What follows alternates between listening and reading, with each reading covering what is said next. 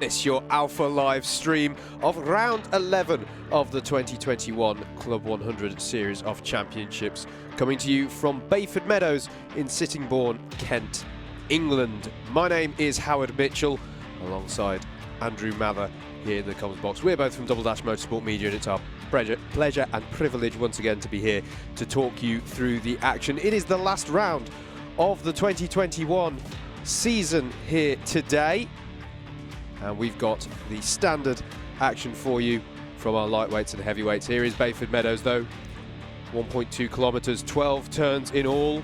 Interesting circuit this one, a mixture of technical corners and then a real high-speed final sector where you've really got to be bold and chuck the kart in.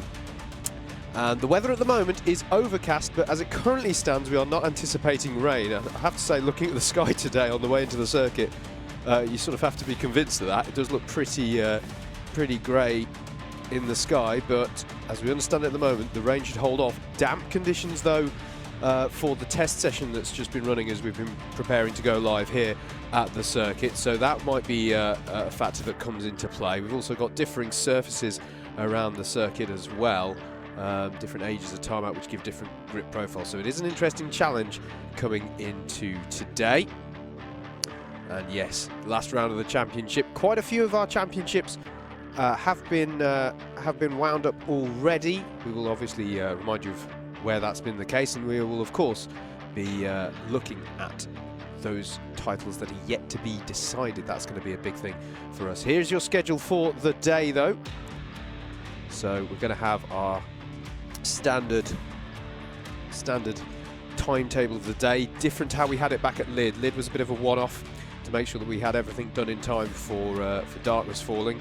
We've got the option of floodlights here at Bayford, so we are back to the standard format. We're doing all of the lightweights and then all of the heavyweights. So if you're here for heavyweights, come back to us in the afternoon. Actually, no, don't. Stick around for the lightweights because we think it's going to be a fantastic one to watch today.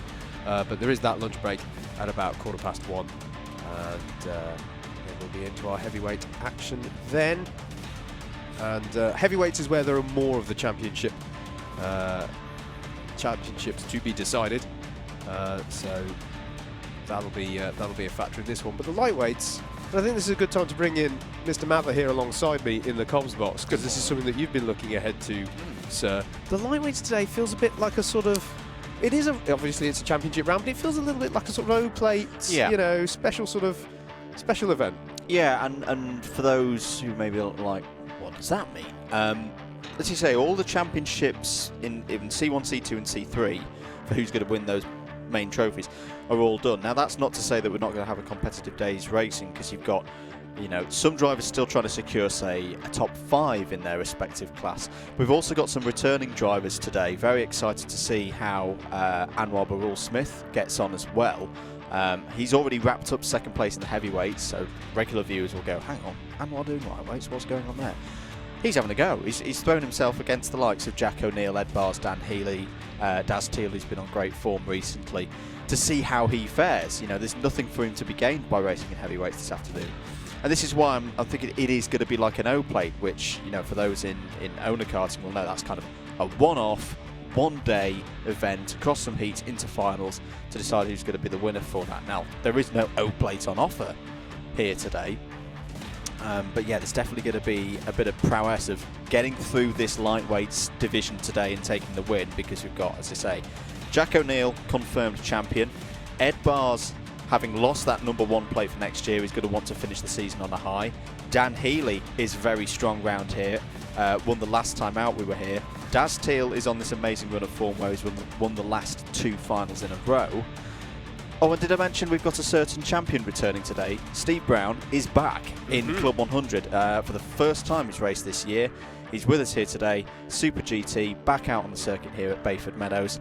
That's another reason to be very, very excited today about the lightweights, even though there's no championships to be decided. Absolutely. So there you go, bit of a rip-roaring finish to our lightweights, I think, and then a bit more championship stuff to talk about with the heavies. We should mention as well, Comms Box Cam is live on the DDMM YouTube channel. please stay with the Alpha Live. If you've got one screen and one device, stick with us here on Alpha Live, because you'll get all the cameras and all the glory.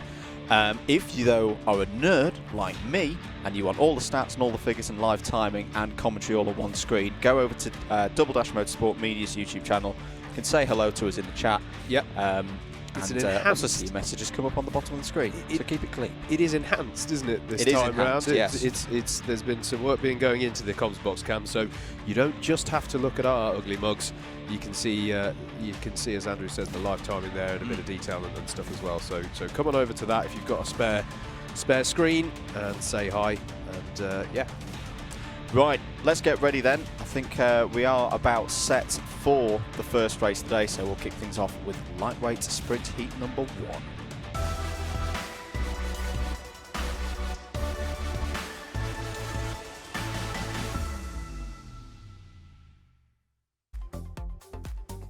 Let's have a look at the grid then for heat number 1. Bayford Meadows, host of round number 11, Jack O'Neill, won the championship 2 weeks ago. Apologies, that's the wrong graphic on our screen at the moment. We need a lightweight sprint heat number 1, so it'll be James Wattis on pole position for this first race. Steve Hicks alongside on the front row. Keith Segal and Alistair Irvin on row 2. Josh Adams and Rihanna Percox on row 3. Jed Toole and Joshua Sangster on row 4. Ed Bars and Thomas Barrett row 5. Christopher Powell and Daz Teal on row 6. David Hamer and Justin Draper are into our novices now on row 7 overall. Alex Brandham and Simon Sharp on row 8. James Browning and Toby Stillwell row 9. Toby Smith on row 9. Aaron Stillwell wrapping out the 19 kart field. You should now be able to hear us now on comms box cam as well. Apologies, I hadn't put a fader up. Bad start. But yes, there is the circuit, and you mentioned it earlier, Howard. It's a strange one in a way, and we experienced it yesterday in the endurance race.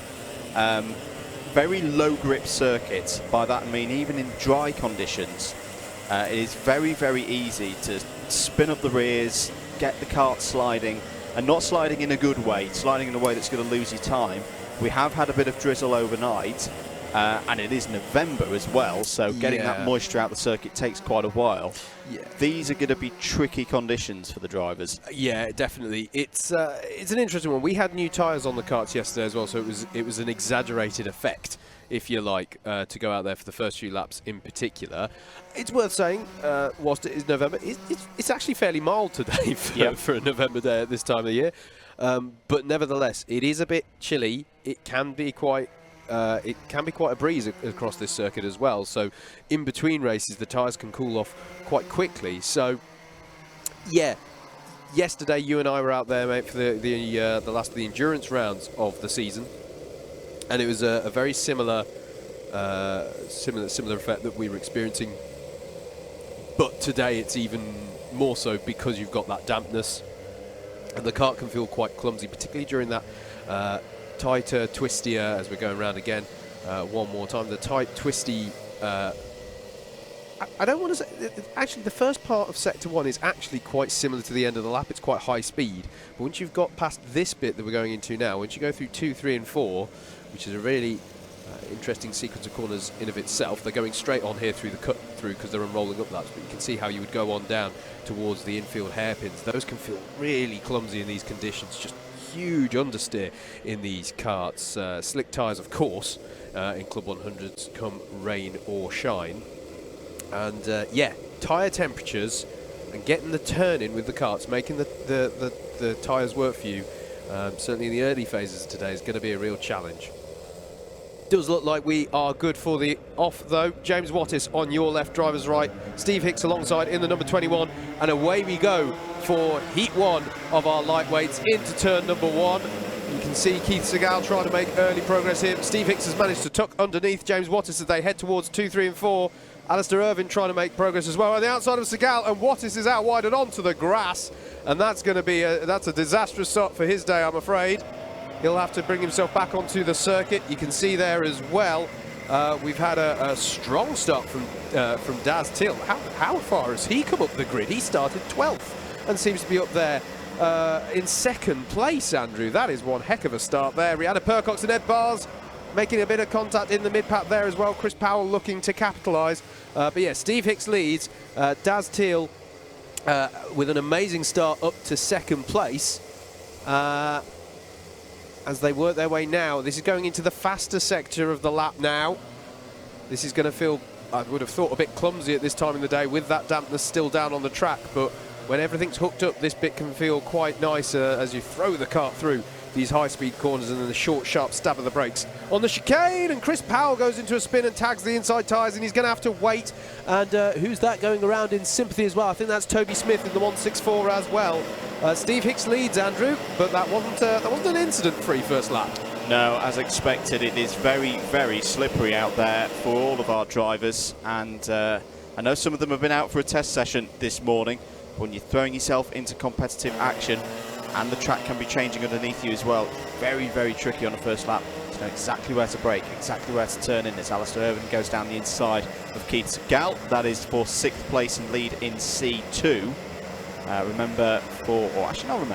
For anyone new or wondering straight away what is the timing tower doing on the left with all those different colours, red number plates are your drivers in C1, that is the Premier top class within lightweights.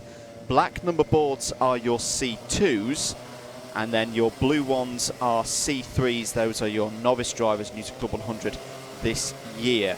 You'll also see that the red number boards are displayed on the karts out there on circuit. Steve Hicks coming round to finish lap number 2, leading from Daz Teal, but the 4-man in this division is on the charge here, looking for that alternative line down the inside. Josh Adams is going to challenge him down. Breeze by. Great move from Josh Adams. He's up to P2. Yeah, brilliant drive off the corner. There's Rihanna Percox firing down the inside of 2, but Teal is going to immediately reclaim that through 3 and 4. That was a bold move from Rihanna there. She was looking for the opportunistic move, but Teal able to hold on to 3rd place. But I was amazed by the drive that Josh Adams got off that first corner, Andrew. Yes, he got the undercut, as it were, coming through on the later apex, but it's quite damp on the inside of that. So that was quite a surprise to me. Contact warning for Rihanna Percox in karts number 5. Contact warning for Daz Teal as well. There's Ed Bars. It's the last day that he'll have the number 1 plate on his kart, at least in this sprints format. Josh Adams challenging Steve Hicks now for the lead of the race. 4 minutes to go. You see that curb on the left-hand side for the drivers. If they go beyond that, beyond the white line, that will be a track limits warning, because there is quite a steep divot for the drivers at the end of the curb that JB and the team from 100 want the drivers to keep away from. Teal a little bit wide through turn 1. Almost a chance for Percox to get down the inside. Teal blocked it off well. Yeah, absolutely. Quite as strong as some of those who are currently giving chase to him at the moment through that first turn. Meanwhile here, though, Josh Adams has been able to catch up onto the back of Steve Hicks for the lead of the race. By and large, our Class 1 runners, obviously, we saw the incident for Chris Powell at the... as Ed Bars is down the inside of Percox there into turn 6 as they go through this left-hander of turn 7. And there for the lead of the race, Josh Adams goes down the inside of the long left-hander at turn 8 and has been able to find what I think you and I were finding yesterday as well, mate. There is a surprising amount of grip on the inside of that long swooping left-hander. Yeah, convention would tell you that you want to stay out quite wide initially on entry and take a late apex and then set yourself up for the next right-hander. But yeah, you're absolutely right. There is a good amount of grip on what normally would be considered the defensive line. It's simply that there's more bite, there's more grip to be had if you place your kart in that region of the circuit. So that's why you'll see some drivers doing that. Rihanna Percox down the inside of Ed Bars now and retakes 4th place. It's a good battle, this. Yeah, she's very bold down that turn 2, but look at the drive that Bars was able to get, and you could see the way the kart was twitching as he stomped on the brakes for the hairpin, getting the karts to slow down and turn in for these hairpins at this part of the lap. It feels clumsy by the standards of these Club 100 karts, and even through this left-hander at turn 7 going onto the back straight. Honestly, I mean, it's a good little trap, this, but that particular corner onto the back straight feels so it feels like you're waiting an age to get the grip as you put the power down onto the back straight. And as I say, you go into this quite different final sector where it's really like you're sort of spiraling out, going into ever faster corners until you get to this stomping on the brakes of the chicane. Very important to spot your your braking point and you're turning right for that chicane, you want to be on the power as early as possible. You can't tag the tyres that are right on the apexes of that chicane. And then you want to swoop in through this right-hander at turn 1, which in of itself is a little bit of an interesting one, because it's sort of, well, you've got the pit entry on your left-hand side, which obviously we don't expect to be seeing used today in sprints, unless anyone's managed to really attract the attention of the clerk of the course, as again Ed Bars struggles at the hairpin into turn 5, and Alistair Irvine is keen to pounce, but he's going to be on the outside now for 6, unless he can get the switch back and pull something onto the back straight. He may have an opportunity into the long left-hander. As we say, can he swoop to the inside line? He does go for a tighter line, and as we were saying, it doesn't do him it's not to his detriment, but he also can't find a way past at this time. Yeah, it does make trying to do an overtake into that corner a little bit tricky. 50 seconds of this race to go. Time will expire, and the next time the drivers cross the line, they'll see the checkered flag. We are now on to the last lap, and it's a new fastest lap of the heat so far from Joshua Adams, 64.623. Shout out to Justin Draper, up to 7th place as one of our novice Class 3 drivers. That is a very, very respectable drive in the first heat of the day. Also some good battles going on in Class 3 as, again, Percox is going bold into this complex of corners here. She's going to be on the outside of turn number 5, and this is the thing, Andrew, usually in damp conditions that would serve you well, but yeah, there's no grip out there for some reason at the moment in these conditions. Good battles going on in Class 3, as I was saying. Toby Smith, I was going to say, was on the move. Something happened to him last lap, dropped down 4 positions, but good battles going on in Class 3 nonetheless, as Ed Bars is looking for any last opportunity to get by on Percox here for 4th place. Keep our eyes peeled out front though, because Josh Adams is coming around to take this win. Well, a very good season so far from Josh Adams, and is looking to finish things with a flourish today. That's a brilliant start. Wins heat number 1 by 1.7 seconds clear of Steve Hicks. Rihanna Percox got Daz Teal on the line there for 3rd, but I don't think Teal was too happy about the move there. So for what it's worth, Percox provisionally 3rd, Teal 4th, Ed Bars in 5th place. Great drive from Alistair Irvine as well in 6th, and a really good drive from Justin Draper, the novice in C3, finishes in 7th, ahead of some established drivers including Keith Segal, Josh Sangster, Jed Toole. That was the top 10. James Wattis, after the spin on lap 1, finishes in 11th. Aaron Stillwell is 2nd of the C2s, home in 12th. Thomas Barrett, Toby Smith, Alex Brandom is your top 15. Tough race for Christopher Powell. I think he's got a cone penalty out there as well. Finishes 16th. James Browning, David Hamer and Simon Sharp. That was your field. Love how close across the line it was between Hamer and Sharp. There's always someone for you to race, and there's yes, just 1/10 in it. But yeah, that was the first heat of the day. Coming up next is lightweight heat number 2.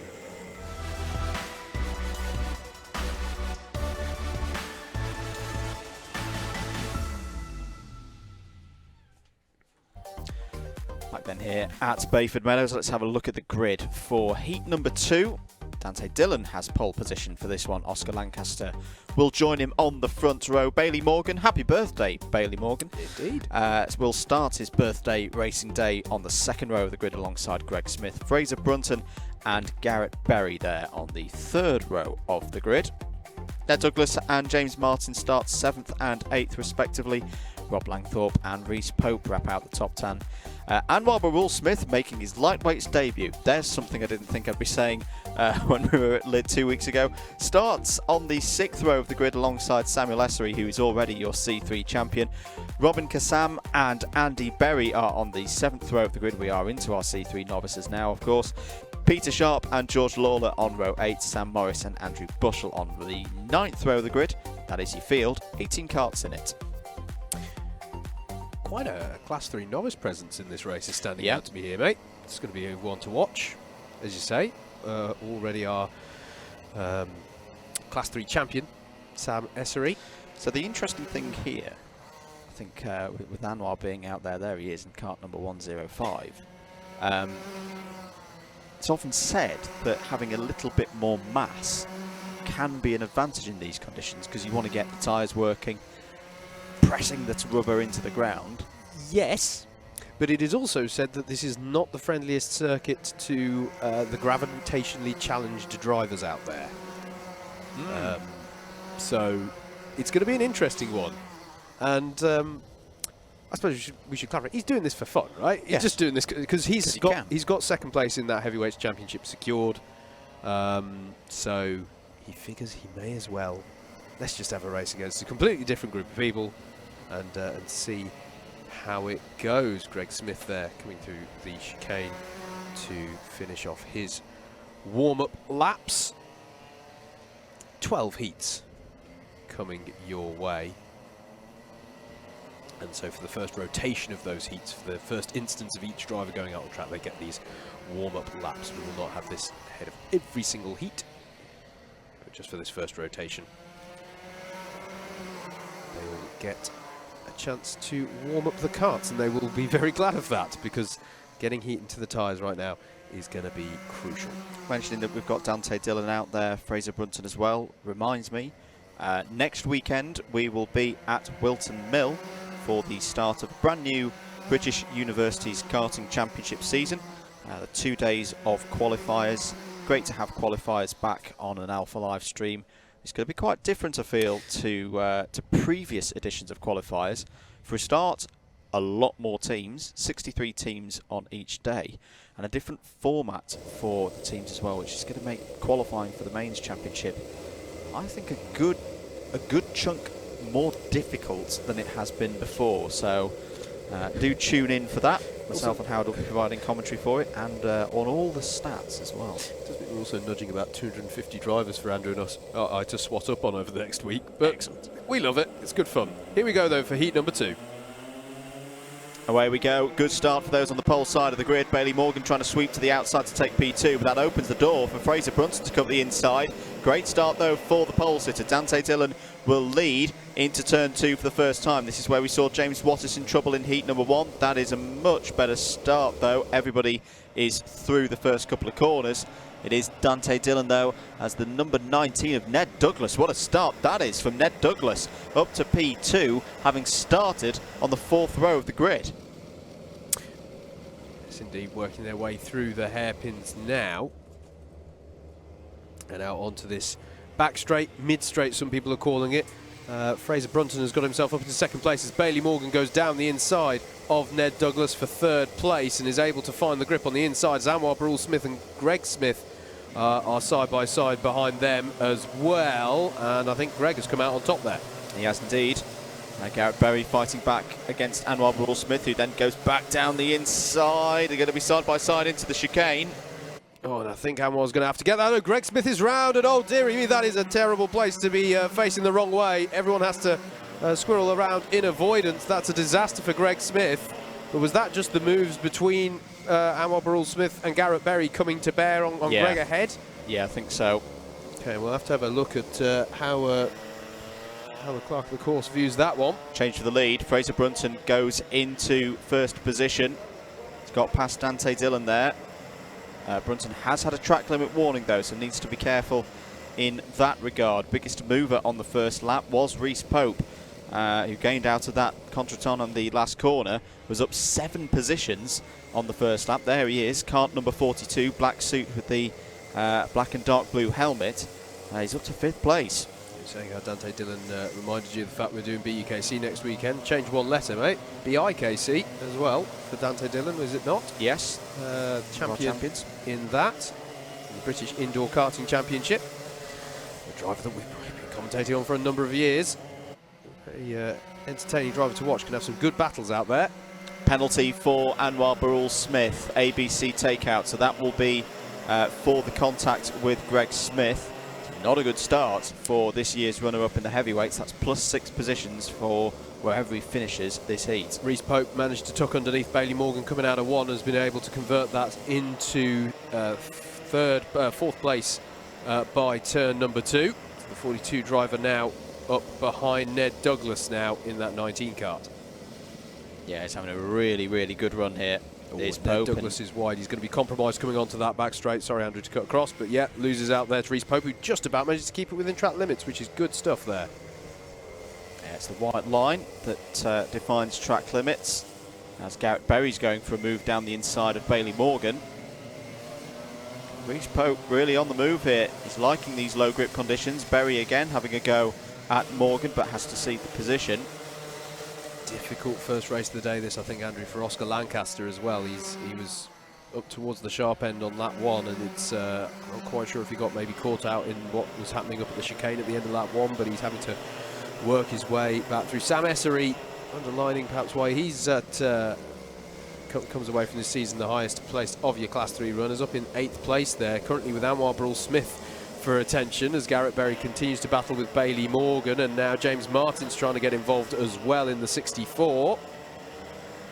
They'll work their way into turn number 6. Berry makes that move work down the inside.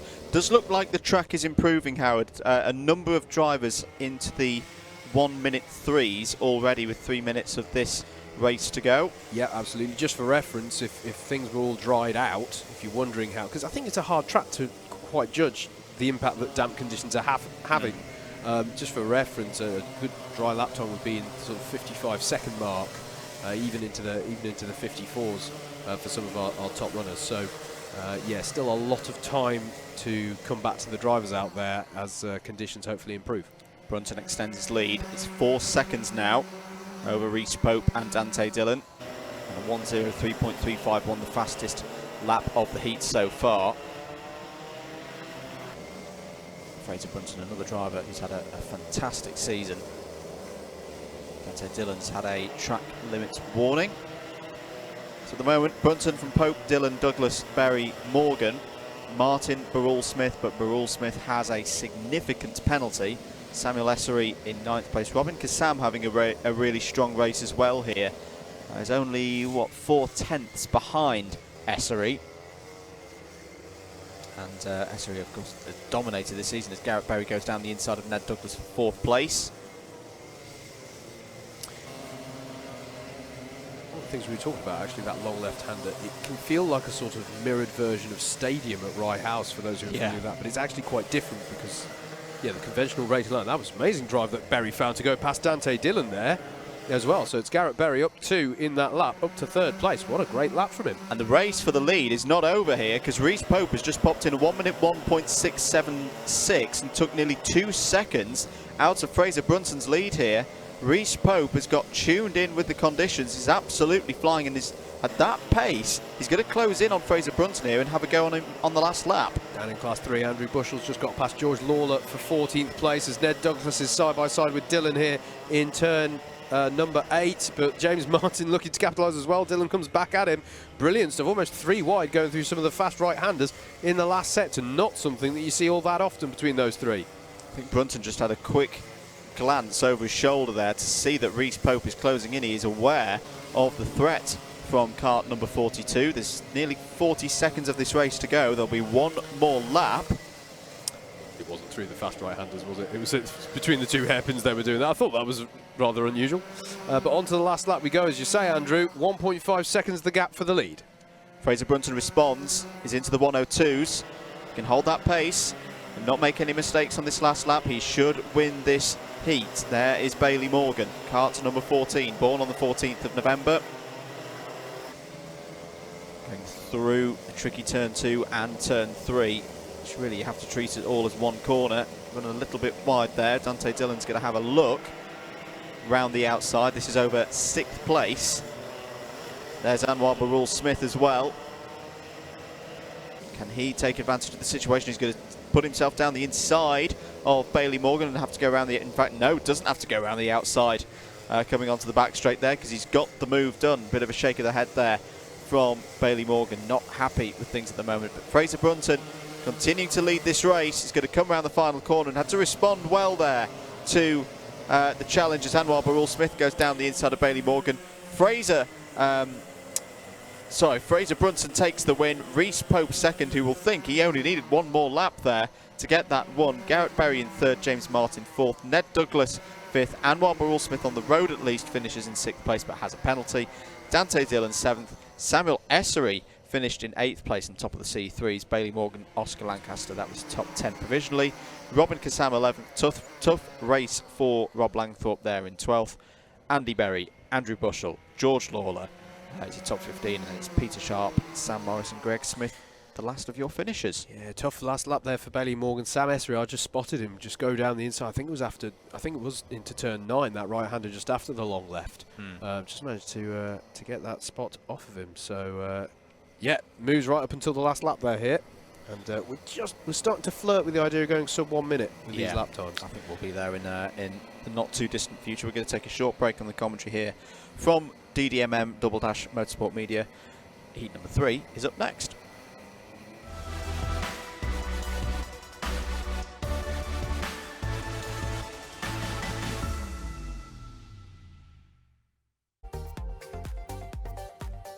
Let's have a look at the grid then for the third heat of the day here in the lightweights. Tony Philbin has pole position. Alongside him on the front row will be Ramanas Tsikauskis. Rogerio Mendes, who likes this place a lot, is on the second row of the grid alongside Cameron Williams. Matthew Cockram and Steph Theodorou start their day on the third row of the grid. Mike Hoppin and Dan Seeger go from row 4. The return of Steve Super GT Brown starts the day on row 5 alongside Bryn Alban. Andrew Ravage and Rizwan Mangat are there on the 6th row of the grid. Mangat the first of the novices. Dean Everest and Ross O'Brien are on the 7th row of the grid. Amy Breacher has had a great second half of the season. Starts today on row 8 alongside Russell Cooper, Jagjit Singh and Gareth Pritchard there on the 9th row of the grid. It's 18 karts in the field.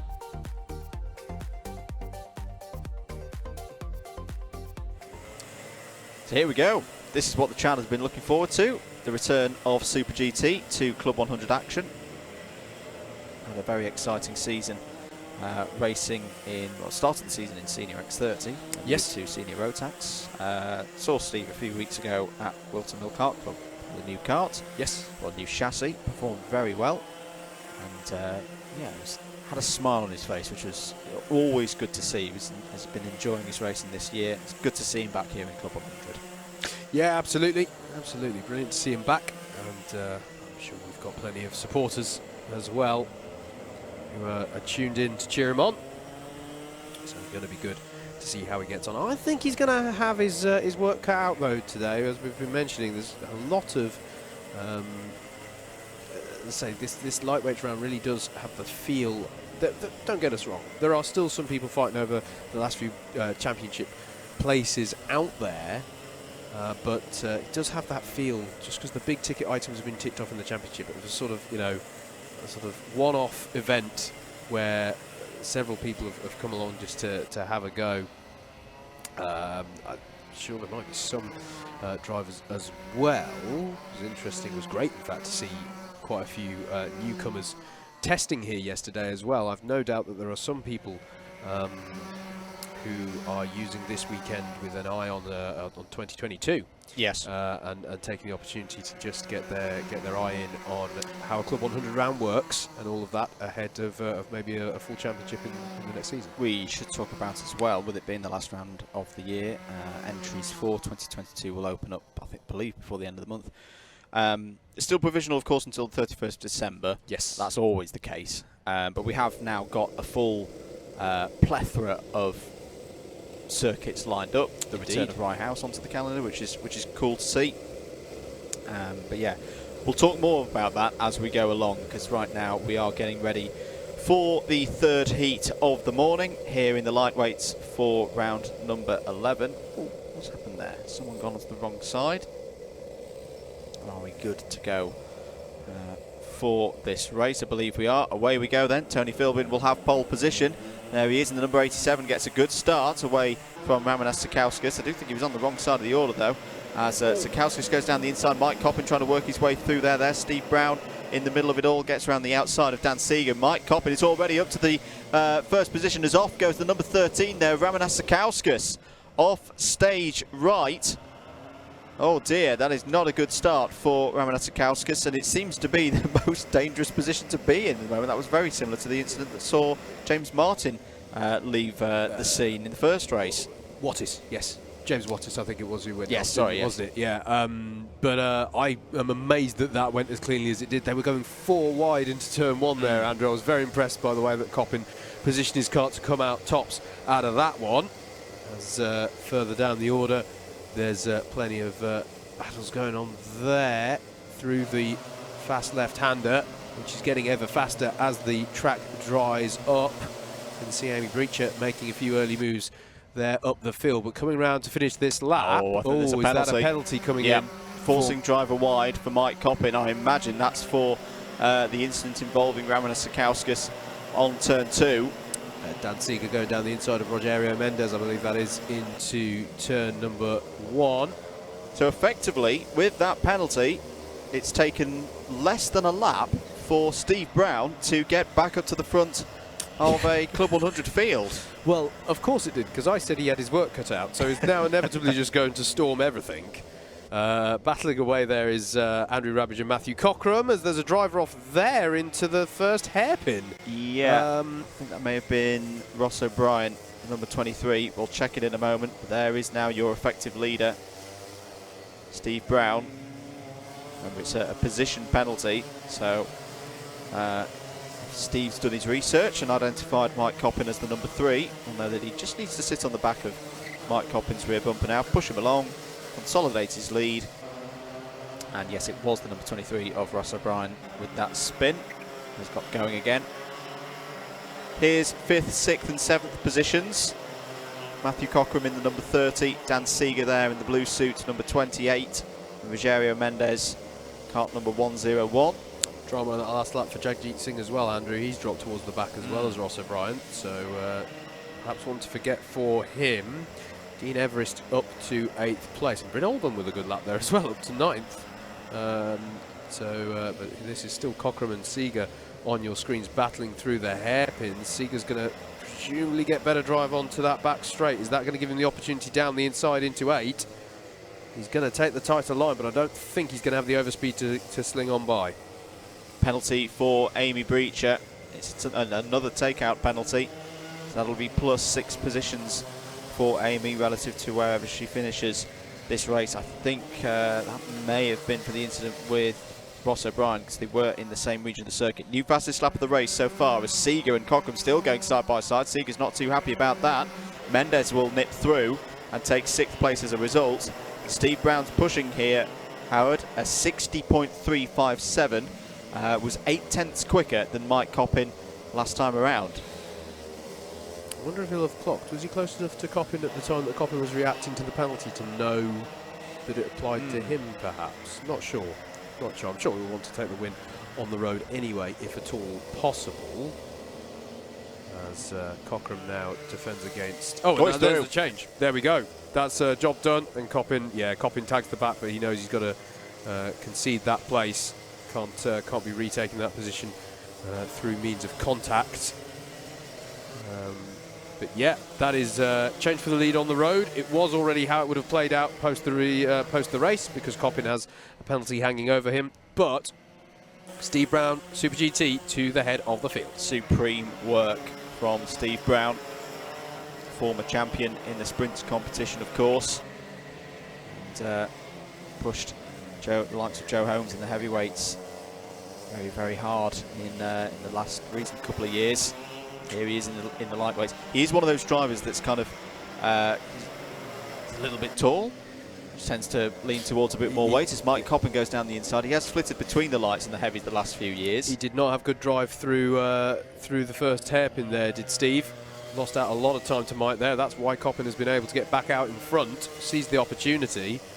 Of course, even if he can't take the outright win with the penalty, Coppin obviously wants to. It's position penalties always in Club 100 sprints, so he'll be wanting to negate that by, he still needs to fight for every single position out there. And I wonder how it looks like we're taking this corner a lot faster now. Still not up to full speed. Almost a dry line forming there, and yet 59.453 from Mike Coppin, the first driver under the 60-second mark. Steph Theodoriou having a very strong race here as well. We've not mentioned enough. Leading in C2 at the moment, 3rd overall. Pace is strong, 60.611 last time around from the driver in kart number 85. Changes going on in C3. You can see Jagjit Singh's got past Tony Philbin. Amy Breacher also overtook Russell Cooper and Gareth Pritchard on that last lap. In theory, this is the easiest heat of the day for Mike and Steve, insofar as this is a field that is fairly light on Class 1 presents.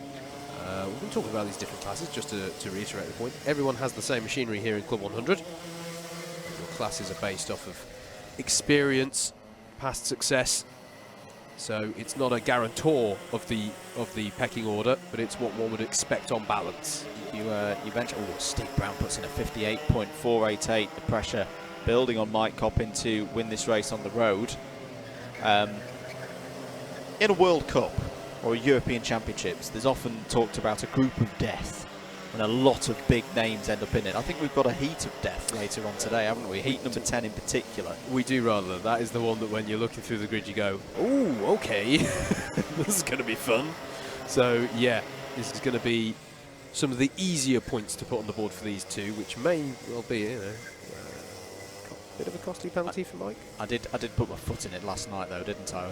We were having a chat with Jack O'Neill in the hotel. I said, oh yeah, there's that great heat that's got everybody in it, forgetting that Jack's the only one who's not in it. He got the gist. It was good. It's fine. Last lap though, Mike Coppin will take the race on the road but has a penalty, so Steve Brown on his return to Club 100 first race takes the race victory in the result. Good result for Steph Theodorou as well. P3 overall, wins in C2. Andrew Rabbage, a really strong run there to 4th place. Rogerio Mendez in 5th. Dan Seeger 6th. Matthew Cockram 7th. Bryn Albin in 8th.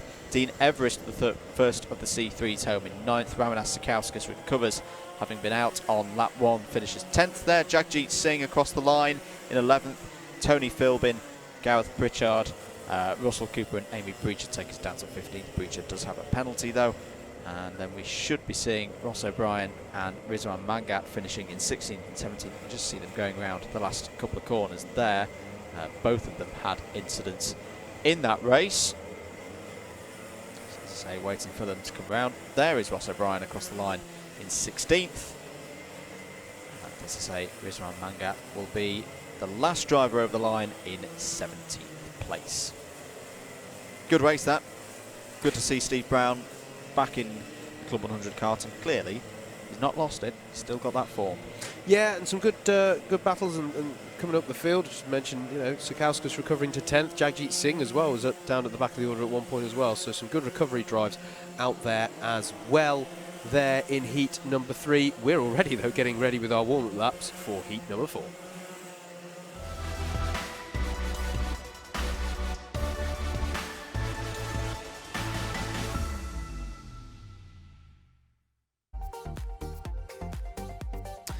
Last heat of the first rotation, so all of these drivers haven't competed so far. Dan Healy has pole position for heat number 4. Archie Hobson alongside on the front row. Stephen Westwood and Mike Philippou are on the second row of the grid. Jack O'Neill, the new champion in this category, alongside Dom Cliff on the third row of the grid. Chris Lewis-Evans and Callum Brule start on row 4. Aidan Rudge and Michael Preston on row 5. Owen Jenneman and Kim Ely are on the 6th row of the grid. Kim the first of the novices. James Dunnett and Matthew Cliff on row 7. Tim Crowter and Gratchan Kalvinsky on row 8. Tim Clark completes the 17 kart field. Lots of Titan Motorsport in this one. Howard, Lots of we've Titan got Motorsport. Jack O'Neill in there. Owen Jenneman, I commented last night, was astonishingly quick when I last saw him race here at Bayford Meadows. Yes. A few months ago. And you've got Mike Philippou in there as well. Yeah, good showing from the Titan folks in this one. Very successful operation in Club 100. It has been quite the. Sometimes it's been a bit the Titan Motorsport show over in the Endurance Championship this year. In fact, unusually yesterday having an issue with the throttle cable, wasn't it? Yeah. That actually denied them that victory. But it has been an extremely impressive showing from them in that format this year. Comsbox Cam, one of our mods, David Whitehouse, DW Media, is feeding the stats into Comsbox Cam. Just to mention that Justin Draper, as a novice, got 6th place in the end in heat number 1 because of penalties for other drivers. You also, if you come across the Comsbox Cam, get to see the pictures that you're seeing here on the Alpha live stream are brilliant, but they're not Howard Mitchell dancing to the grid music. So that's what you get to see across here on Comsbox Cam. As I understand it, you can't hear that grid music on. No, you consoles. can't. So that's why you need just both. him jigging around. That's why you need both. That's why you need your Alpha live stream up first and then bring up Comms Box Cam, because otherwise I'm dancing to silence and I must come across as mad. It's only with the music that I come across as sane and wholesome. You keep telling yourself that, dear. Right, last heat of the first rotation. Dan Healy has had a good record around this circuit in recent visits, particularly on live streams. Archie Hobson looking for a good start as well. Dan Healy on the inside with pole position. There's Jack O'Neill. You see him in the Titan Motorsport suit. Starts this race from the third row. Away we go for the fourth heat. Good start for those in the first three rows. And look at that. Jack O'Neill has already got up to second place, at least momentarily. As I think Dom Cliff's had a good start as well. Yeah, the number 11 into turns 2 and 3 we go. The first braking zone. Everybody, no. Dom Cliff's gone round there, kart number 11. Mike Philippou's coming through as well. Everybody jostling in there. See Michael Preston in the white suit, white and blue suit there. University of Southampton racer. We'll probably see him in the BUKC next week at Wilton Mill. And a good sequence of corners for Jack O'Neill as well there, Andrew. I think he's, in fact, he's now behind his Titan counterpart of Genman, I think, there. They come through the long left-hander. Dan Healy away and gone.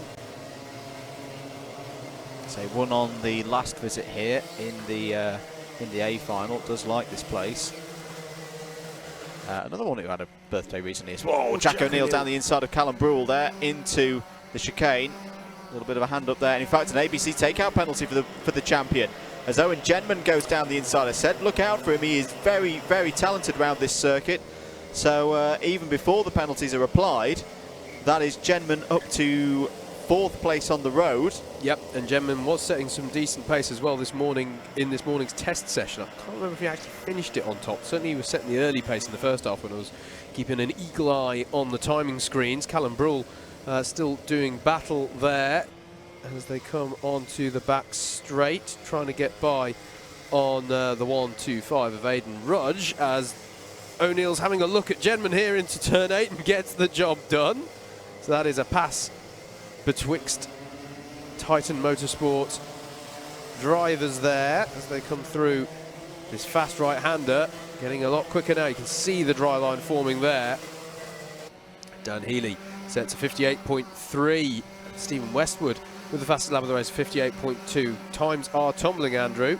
I think that's another penalty for Jack O'Neill for a BAP. I wonder if that was for what happened with him and Genman. Actually, down the inside goes James Dunnett on Matthew Cliff, but he's going to go all the way out wide to that that sort of salvation curbing that's actually angled back towards the track. You're not supposed to. That is a violation of track limits. You're not allowed to just use that as standard, but went out wide on there, and it allowed Matthew Cliff to take the position back again. So he remains in 13th place. Glints of sun coming out here in Sittingbourne. Or just about. Maybe I'm being a bit ambitious there. 4.5 minutes of this race to go. Mike Philippou.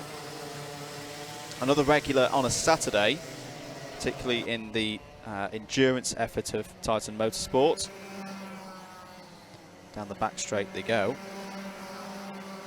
Dan Healy's lead is 3.2 seconds. Cone penalty for Dom Cliff. It's a tough race this for Dom Cliff. David Whitehouse, DW Media, reminds me Genman was fastest in testing this morning in the 30 minutes. He was. Yep. 30-minute session, so showing his form. Down the inside there goes Stephen Westwood on Mike Philippou. Mike Philippou jumps back through though, retakes second place on the road. Good battle this. And Stephen Westwood, a driver this year who I really feel has taken a big step forward. It's been a bit of a breakthrough year for him. The best performances that we've seen. He's been doing Club 100 for about 4 seasons now. Yeah, good pace from Westwood, although he's out wide there in turn 8 and loses out to Jack O'Neill. But when he's getting a clean lap here, his pace is showing through. Had the fastest lap of the race a lap or so ago, just under the line. Yeah, he's got that pace under him, Andrew, and I agree. He's had a very strong showing this season here in Club 100 Sprints. Jack O'Neill sets a 56.8. We are very nearly on to those dry lap times at this point here at Bayford Meadows. So long as you keep it on that dry racing line, you are on to a winner. Jack O'Neill is up onto the back of Mike Philippou. Another the right word, internecine battle within the Titan Motorsport ranks, I believe is the correct correct term. And he goes down the inside of hairpin 6, but he's going to be compromised onto the back straight. Philippou's going to try and come back at him. Struggles to keep that one within track limits as well, Philippou. Got to be careful that he doesn't do that too many times. So Jack O'Neill up to second place, 4 seconds the gap to Dan Healy out at the front of this race. Yeah, it's been a very, very good drive from Dan Healy, all set up from that first lap. We mentioned in C3 that Matthew Cliff is currently the leader in C3 by about 1.5 seconds as Owen Jenman sets a new fastest lap of the race. The fastest lap of the day so far, 56.348. They really are on. I mean, you can very much see a dry line now. It's the part of the circuit that doesn't have that sheen across it, but what that will mean now, Howard, is that if anyone's trying to get, do an overtaking manoeuvre and has to go off that dry line, it's going to be really tricky for them now to keep the kart under control. Absolutely. I still think there are some challenging parts of the lap going into that first hairpin at turn number 5. There's a surface change just as you're at your turning point, from a grippier surface to a much less grippy. If you get that turning point wrong, you're going to be struggling to get the drive, the turn into that corner. You're going to be compromised between the two hairpins. So still some bits of this lap where there's the finer points really do matter. Is that kind of circuit though? It's quite a technical track here at Bayford Meadows. Jack O'Neill with a new fastest lap of the race, trying his best to reel in Dan Healy for the lead of this race. Has just taken 0.8 of a second out of him, but we are now just with 60 seconds on the clock, in fact less than. So it's going to have to be a gargantuan effort if he's really going to get onto the back of Healy and challenge. Some of our esports / sim races are having a battle up there. Michael Preston, who's seen along in the Club 100 iRacing Championship this year, has just got past Callum Brule of the GT Sports Championship. If any of those take your fancy, all their races are over on the DDM YouTube channel for you to watch. We'll be back Wednesday night for the culmination of that iRacing Championship for 2021.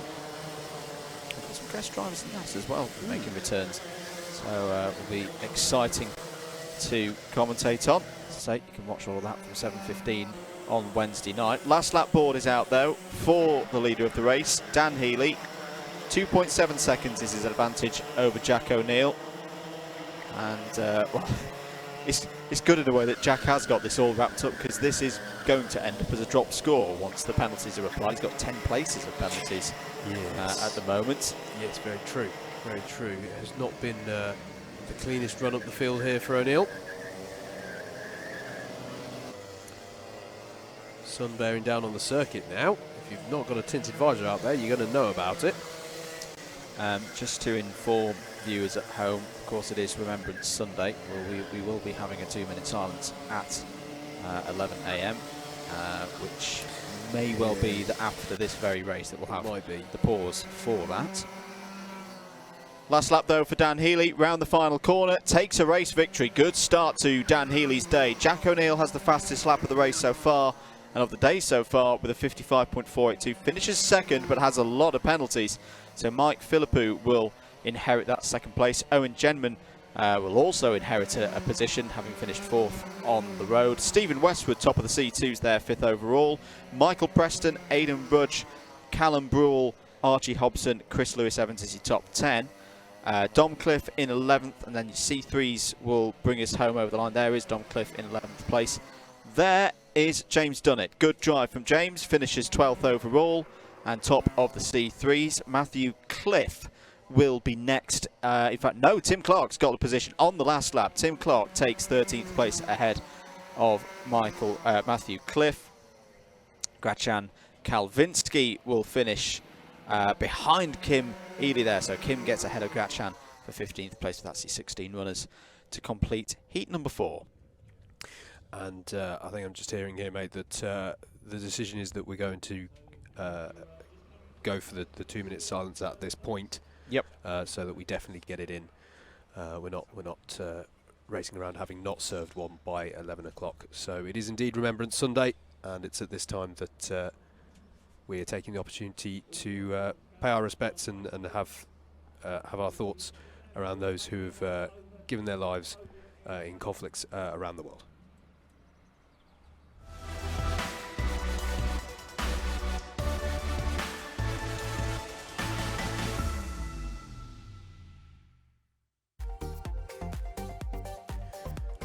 Let's take a look at your grid then for heat number 5 for round 11 of the Club 100 Lightweight Sprints Championship for 2021. Anwar Barul Smith will start this lightweight heat from pole. You have not entered an alternative reality. He is guest starring in our lightweight ranks today. Reece Pope alongside. We saw him have quite a bold start with his earlier heat. Ed Bars and Thomas Barrett are on row number 2. Cameron Williams and Ramanas Sakauskas make up row number 3. Row 4 is going to be Dante Dillon and Bailey Morgan. Mike Coppin and Matthew Cochran round out the top 10 with Rihanna Percox and Toby Smith on row number 6. Next up will be Aaron Stillwell and Dean Everest. Alex Brandon and Amy Breacher on row number 8. Andy Berry and Gareth Pritchard will round out your 18-kart grid for heat number 5. First heat of this second rotation, so we will not be having the warm-up laps. Going straight into it, Andrew, and that's going to be an interesting one, not least because the track conditions, I think, are changing quickly here. Track conditions changing. Also, all of the big names that I'm seeing, probably with the exception of Reece Pope, have improvements to make, I feel, in this very race. You know, Anwar didn't have a best of first heats. Mike Coppin had a penalty in his. Ed Bars didn't have the best of first heats. So, yeah, I think we've got a couple of drivers that really do need a decent, say, a top 3 results here. As we catch a glimpse of Nicky Richardson there in shorts. I wouldn't expect anything else at this time of year. Absolutely, absolutely. And yeah, it's going to be an interesting one. You were talking in the last heat about how a dry line is forming, and it's going to be difficult if you're offline. Well, when you're going 2x2 at a race start, you by definition need somebody to not be on that racing line. So it's all going to be about scrabbling for that dry tarmac as we're getting ready for the start here. Very quick rolling up lap that we do here at Bayford Meadows. There's a cut through from turn 3 right through to turn number 10. That means that it's basically an oval circuit. So that means we are already good for the go here. Anwar Barul Smith on pole in the 105. Reece Pope alongside in the 42.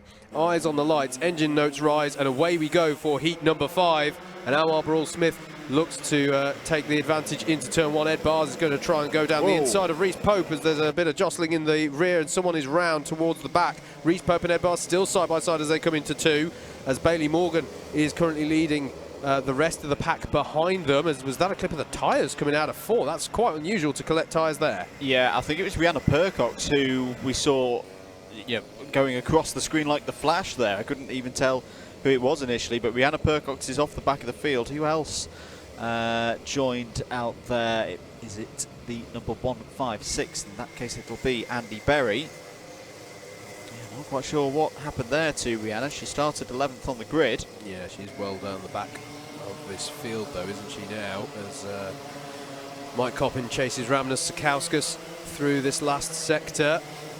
And it's quite wide from Sakauskas there out of 10. He wants to not do that so much, else he'll attract the attentions of race control. But at the end of lap number 1, it is our pole sitter, Anwar Barul Smith, who leads ahead of Ed Bars. As still, there's the challenge going on for Sakauskas. Dante Dillon, though, now trying to depose Mike Coppin of 6th place. As expected, track limit warning for Ramanas Sakauskas. Bailey Morgan's got one on the first lap and a contact warning for Mike Coppin here. Trying to find his way past Ramanas Sakauskas. These two have already had some fighting so far out there on circuit today, and he's got through. That's exactly what I was talking about earlier about that hairpin, that turning point. If you miss it, you'll find yourself out in no man's land. That's exactly what Sakauskas just had then. Couldn't get the kart to bite in that latter phase of the entry to the first hairpin. Bumper pass penalty for Mike Coppin now. It's not a good day so far. Yeah, for Mike, and in this fight for trying to secure one of those top 5 trophies, this is not what he would have wanted. Particularly with Daz Steele in such good form at the moment. Penalty also for Gareth Pritchard, and a penalty now for Ramanas Sakauskas for the track limits. So he's got 2. And they did say yesterday, there was a little bit of a second briefing to the drivers in the endurance race to say, look, the track limits are not good enough, and it was going to be 1 strike and then a penalty. And that's exactly what's happened to Ramanas there. He's had 2 infringements, and that's resulted in place deductions at the end of this race. And there's 3 key points around this lap. They're looking at track limits. One of them is here on the exit of 6 onto the back straight as Anwar Barul Smith goes defensive on Ed Bars into turn number 8. And they all bunch up behind him now, this top 4 of Barul Smith, Bars, Pope and Morgan. They're heading towards the next point that's of particular concern to the series with regards to track limits, which is the exit of this one, turn number 10. And then as they come out onto the start-finish straight to begin a new lap, it's out of turn number 1 that is that third spot where track limits are being particularly monitored here, because you've got that exit curve that is banked towards the circuit, but you're not supposed to be using it. It does risk damaging the cars. Cone penalty for Rihanna Percox. Not a good run at all for Rihanna in the number 5 as well, and for Aaron Stillwell. And there may be a second briefing coming here, I feel, after this one. 3 minutes and 45 to go. Still this great battle at the front of the field, though, between 4 drivers. Reese Pope's having a great day so far. Look at this, challenging Ed Bars for second place. He's up the inside into the long left-hander. Can Bars hold it round the outside? No, he can't. Reese Pope is through. Brilliant move by Reese Pope, using that inside grip of turn number 1. Bailey Morgan with a cheeky fire down the inside, as well as this yellows out at the next corner. Not quite sure what that's for. Perhaps the replacing of some tyres maybe that have been knocked somewhere, because there is a cone penalty issued for Aaron Stillwell. That was a number of minutes ago, I believe, as there are track limit warnings coming in for Dante Dillon and Ramona Sakauskas. They've really got to be careful with these, and a penalty for Bailey Morgan. ABC bump and pass. That presumably is for the move on Ed Bars, I would have thought. It was a fairly cheeky move. Costly won this one for Thomas Barrett, Andrew. Dropped down the order a couple of laps ago. Amy Breach, currently your highest placed Class 3 driver, and she is she featured quite prominently within the Class 3 ranks of this season. In fact, she's second within Class 3. Second within the points in C3. Yeah, showing why she's positioned so well there. But Dean Everest as well, who had a good heat earlier on, as well. It's quite close. Reese Pope has just been reminded by DW Media. Reese Pope going for second place in C2. Yes. Against Alistair Irvine. So this is a really big start for Reese in that fight. Yep. Good point. Good point. Another track limit warning for Dante Dillon. Gotta be careful. Gotta be careful. They, as Andrew said, they weren't in the mood for messing about with regards to that yesterday, because it is definitely a way in which you can gain quite the advantage around this circuit. I've spoken about how the corner they're going through now on your screens can feel very clumsy. It feels distinctly less clumsy if you open up the steering and use all of that concrete runoff. The reason it's there, as far as I understand it, is there is a club layout to Bayford Meadows where they would actually cut to the right there and come out onto the start-finish straight. So that's why there's a tarmac on the runoff there. Yeah, it's actually, if you go and use the runoff there is some geo-block just beyond the curb on the exit of that corner they've just gone through. If you get on that, in these conditions, that's not going to be fun, because that's still going to be slippery as a slippery thing. We are properly into dry lap times now. 54.614 is the fastest lap of the heat so far, put in by Mike Coppin, currently 5th on the road. Dante Dillon having a strong race, is in 6th place now, a bit on his own though. Some 6 seconds behind Coppin, but 2 seconds ahead of Amy Breacher. Breacher and Everest, 2 C3s, as we say, having a really good day. Have both got past on circuit Ramona Sakauskas, so even before the penalties have been applied to the number 13. It's really good stuff again, and good for next year, I feel, as well, going into 2022. Yep. You know, you take an example of Greg Smith this year. Did very well in C3 just last year. Yeah. Moved up into C2. The big thing being, it moves a C3 driver from starting all of their heats towards the back of the field and into the pack, to the front of the pack at times, as well, as it all works itself out. We've got some drivers who I think are going to be a big competitive additions to that part of this field for 2022. The likes of Everest, the likes of Breacher and Samuel Lesser, of course, our C3 champions. It's something I'm looking forward to. Absolutely, absolutely. Always interesting to see the progression as Ed Bars goes down the inside of Bailey Morgan. This is on a last lap battle here over third place, and he's made that stick. Bear in mind, Bailey Morgan does have that position, that penalty hanging over him for an ABC bump and pass penalty, which we believe was for a move on Ed Bars. Yeah. So perhaps a bit of insult to injury on that particular occasion, unfortunately. But as they come round here, it is going to be Anwar Barul-Smith who's going to take the win in lightweights. Heat number 5. He came here to have a play with some of the lightweight runners, and he's converted that into a victory. Reese Pope finishes a strong second, Ed Bars in third, Bailey Morgan in fourth, but with penalties to be applied. Mike Coppin in fifth, but also with penalties to be applied. Dante Dillon in sixth. There's Amy Breachy, your highest placed Class 3 runner, in seventh, with Dean Everest behind. Toby Smith goes up to 10th. Something's happened to Ramna Sakauskas on that last lap because Matthew Cochrane's got up into 10th. Sakauskas in 11th, and it's Thomas Barrett. Rihanna Percox, perhaps one to forget there for her, in 13th. Aaron Stillwell, Andy Berry, Gareth Pritchard in 16th, but he also had a penalty, which means he will probably be classified behind the 17th on the road finishing Alex Brandon. We'll take a very short break. Heat 6 is up next.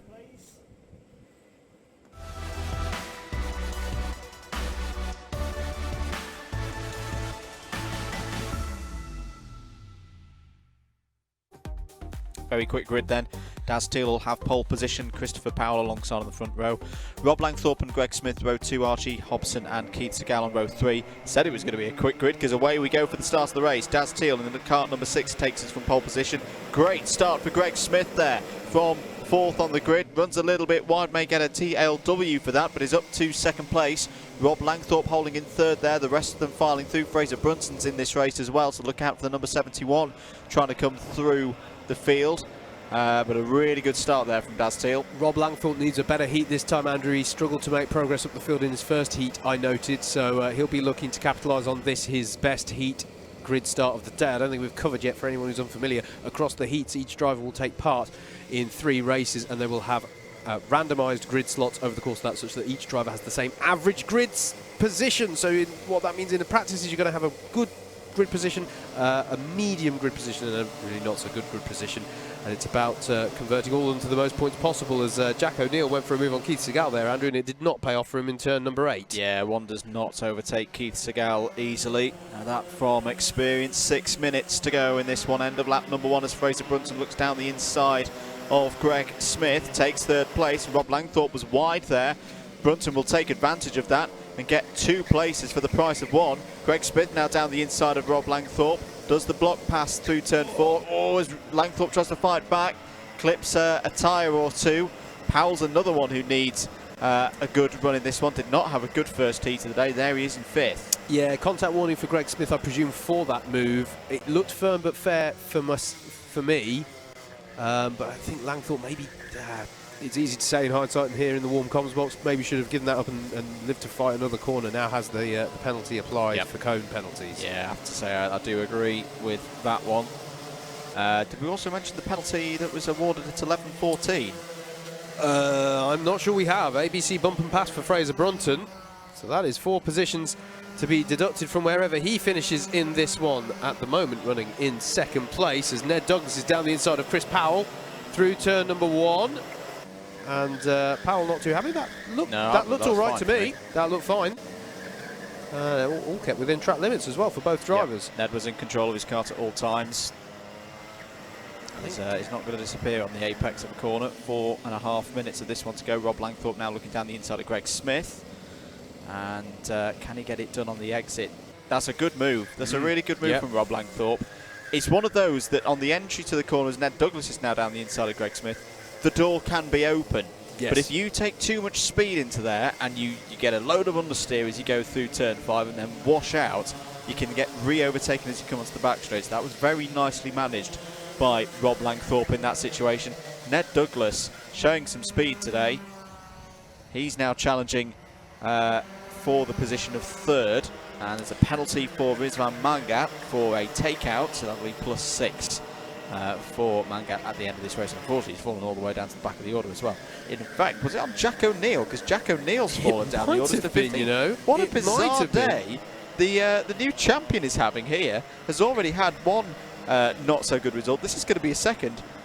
Jack O'Neill is in danger of not making the A final here. Yep, absolutely. Ned Douglas and Rob Langthorpe swapped positions briefly in the first hairpin there. I want to give a shout out to a driver. I don't think we've mentioned him yet today. Archie Hobson, coming up onto the back of this pack, was having some good battles in the mid-pack of his earlier heat, I noted. Had a sort of reasonable finish in that one, and is now onto the back of this train of karts. So he's going to be there ready to pounce in the number 33. should any of this come to blows. And indeed, to be honest, he's got the pace that means he might be pouncing even if there isn't anything coming to blows. Might be able to set up an opportunity here, although Powell at the moment in that 56 car challenging Greg Smith did not have a good first heat earlier on, did Christopher Powell? No. Was quite far down the order after, I think, a first lap ruckus as Greg Smith goes down the inside of Ned Douglas at turn number 3. And now Powell is having to defend against Archie Hobson. And Ned Douglas does to Greg Smith what Rob Langthorpe basically did to him a lap ago and swoops up the inside of the first hairpin.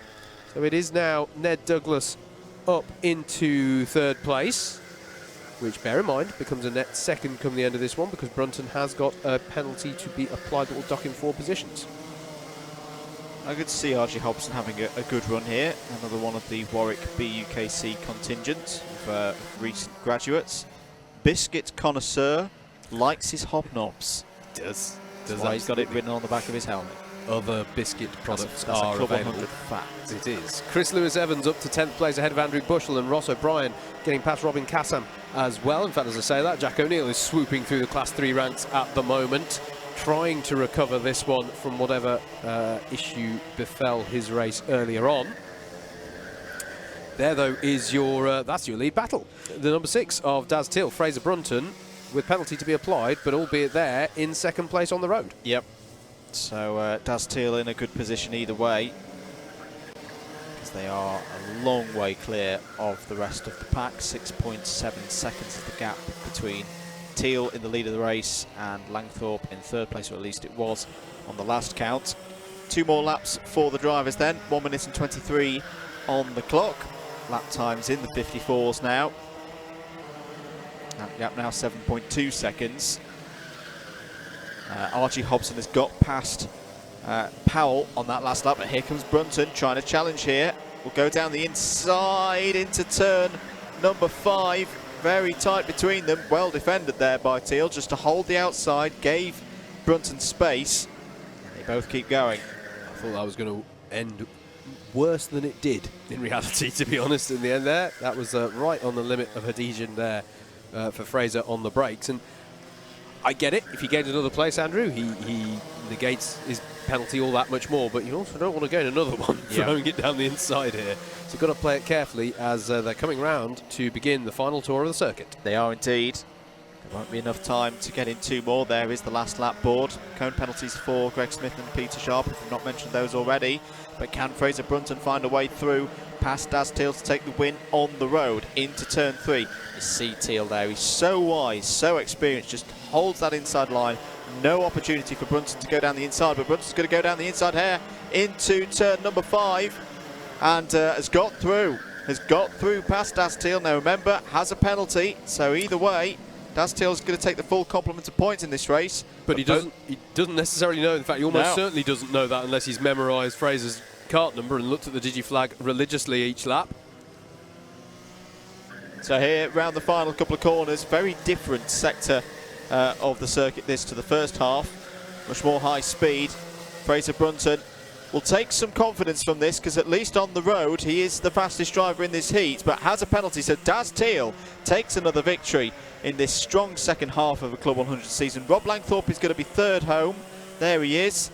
Ned Douglas, a great run from Ned there, first at the C2s. Greg Smith ahead of Archie Hobson, Chris Powell.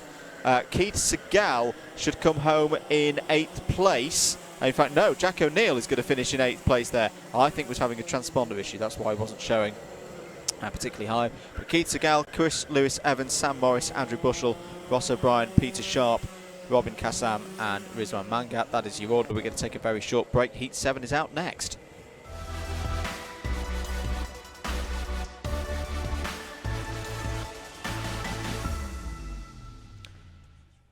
We'll roll straight into the forming up lap. Owen Jenman and Michael Preston on the front row. Dan Seeger and Steve Brown on row 2. Alistair Irvin and Oscar Lancaster row 3. Dan Healy, Stephen Westwood row 4. Joshua Sangster and Josh Adams, your top 10. Green line, away we go then.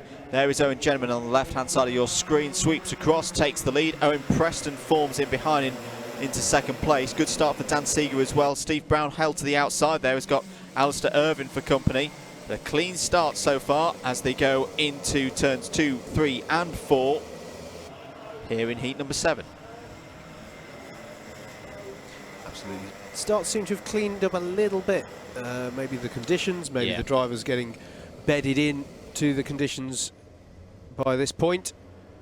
It is Owen Genman who has quite a comfortable lead as they come out, and Steve Brown is all over the runoff there on the exit of 7, and they're going almost 3 wide into turn number 8 as Irvin is looking up the inside there of Michael Preston, and all that allows is Steve Brown to pull on away ahead of them. So it's going to be Owen Genman ahead of Dan Seeger, and then Steve Brown, your top 3 at the end of lap number 1. Oh, Preston was very close to track limits there, and you know how strict those have been so far today. Steve Brown down the inside of Dan Seeger, going for second place. Has got second place, has got a track limit warning though. The quadrant driver needs to be careful here. 5 minutes and 45 to go. A big gap, and Owen Genman has held such good form here at Bayford Meadows, not just this weekend but this season whenever we've been here. 1.7 seconds the gap. That is a good chunk of time for Super GT to close down here.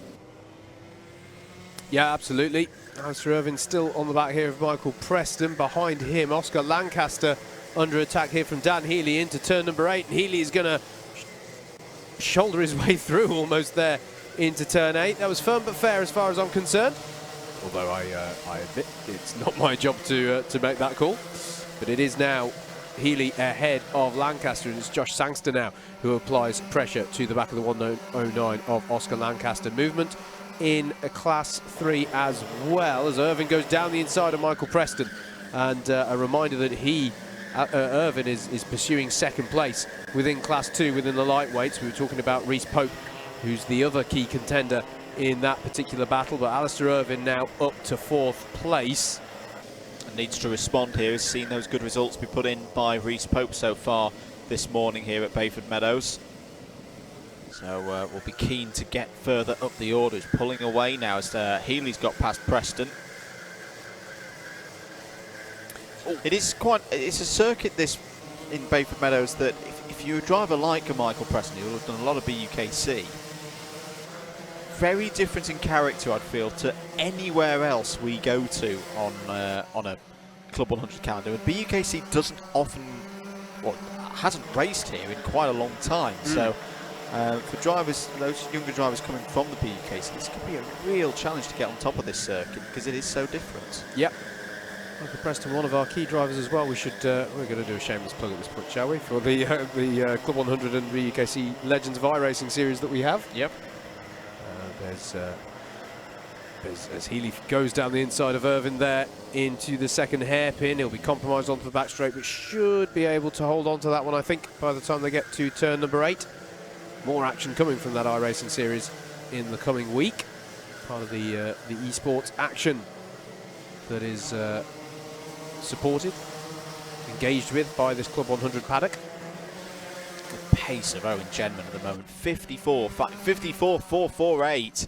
He's pulling away from those behind. 3.2 seconds is now the gap. Dan Healy, though, has got good pace, 54.364. But the gap between Genman and Healy back in 4th place is 5 seconds. It's simply too big a gap for any of these drivers to do anything about with only 3 minutes left on the clock. Here is the battle for second place. Steve Brown, Dan Seeger. Yeah, Seeger's impressed me here, keeping in touch, I should say, with Steve Brown, applying the pressure well here.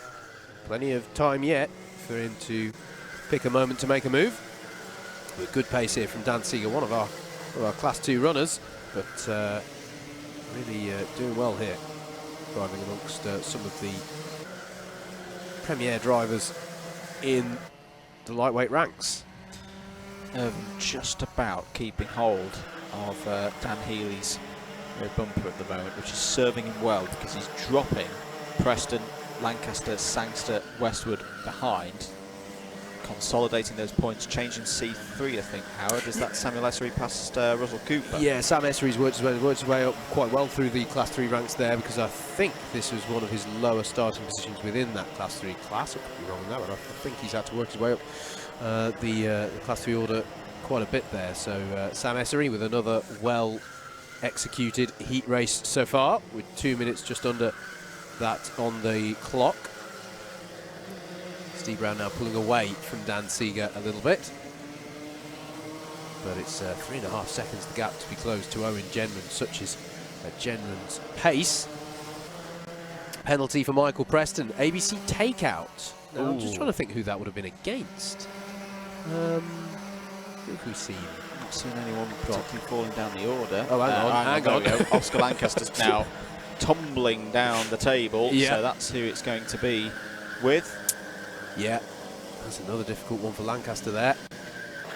And yeah, the penalty coming from Michael Preston. He's lost out himself in that one, dropping down to 10th in whatever happened, whatever transpired between the two of them.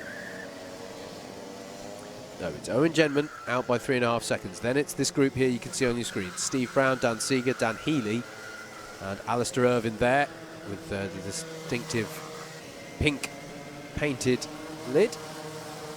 Josh Sangster now in 6th, with ahead of Stephen Westwood, Josh Adams, Steph Theodoro and Michael Preston rounding out your top 10 on the road, but obviously Preston now with a hefty penalty to be applied post-race as we go on to the final lap.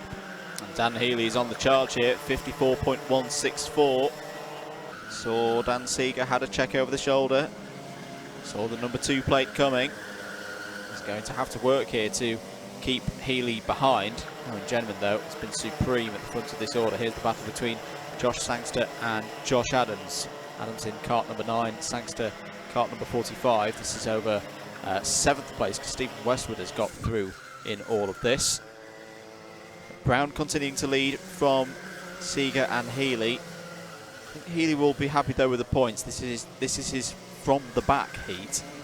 It is a bit of a damage limitation job, similar to what we saw Mr. Hamilton do last night. But Owen Genman, he is one of my favourites today in this lightweight sprints category, and he's going to take race victory. A brilliant run from Owen Genman. Steve Brown scores more good points there in 2nd place. Dan Seeger top of the C2s in 3rd. Dan Healy, Alistair Irvine is the top 5. Stephen Westwood, Josh Sangster and Josh Adams 6th, 7th, 8th. Steph Theodoro, Michael Preston in the top 10, but Preston has a penalty. Jed Douglas and Oscar Lancaster are up next, and then all his C3s, Samuel Essery ahead of Russell Cooper, James Dunnett, Jagjit Singh, Simon Sharp, Kim Ely and James Brown. And we're going to take a very short break. Heat 8 is up next.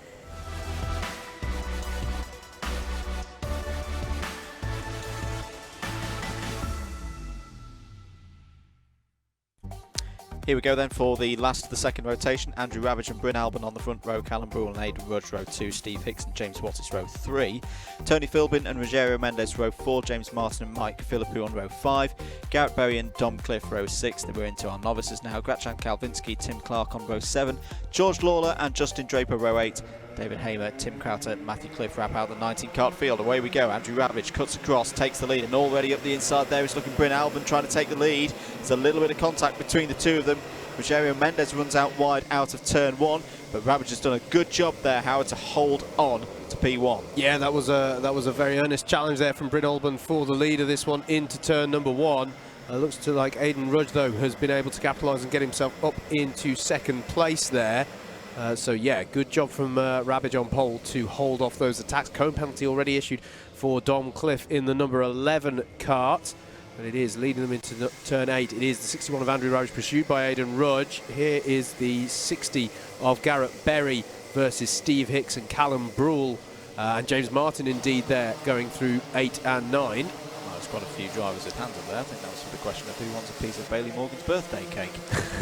But you'll all have to wait, guys, because we need our slices first here in comms. Anyway, end of lap number 1. Andrew Ravage leads, Aidan Rudge up to 2nd place. Big mover on that first lap looks to have been Mike Philippou, up 5 spots.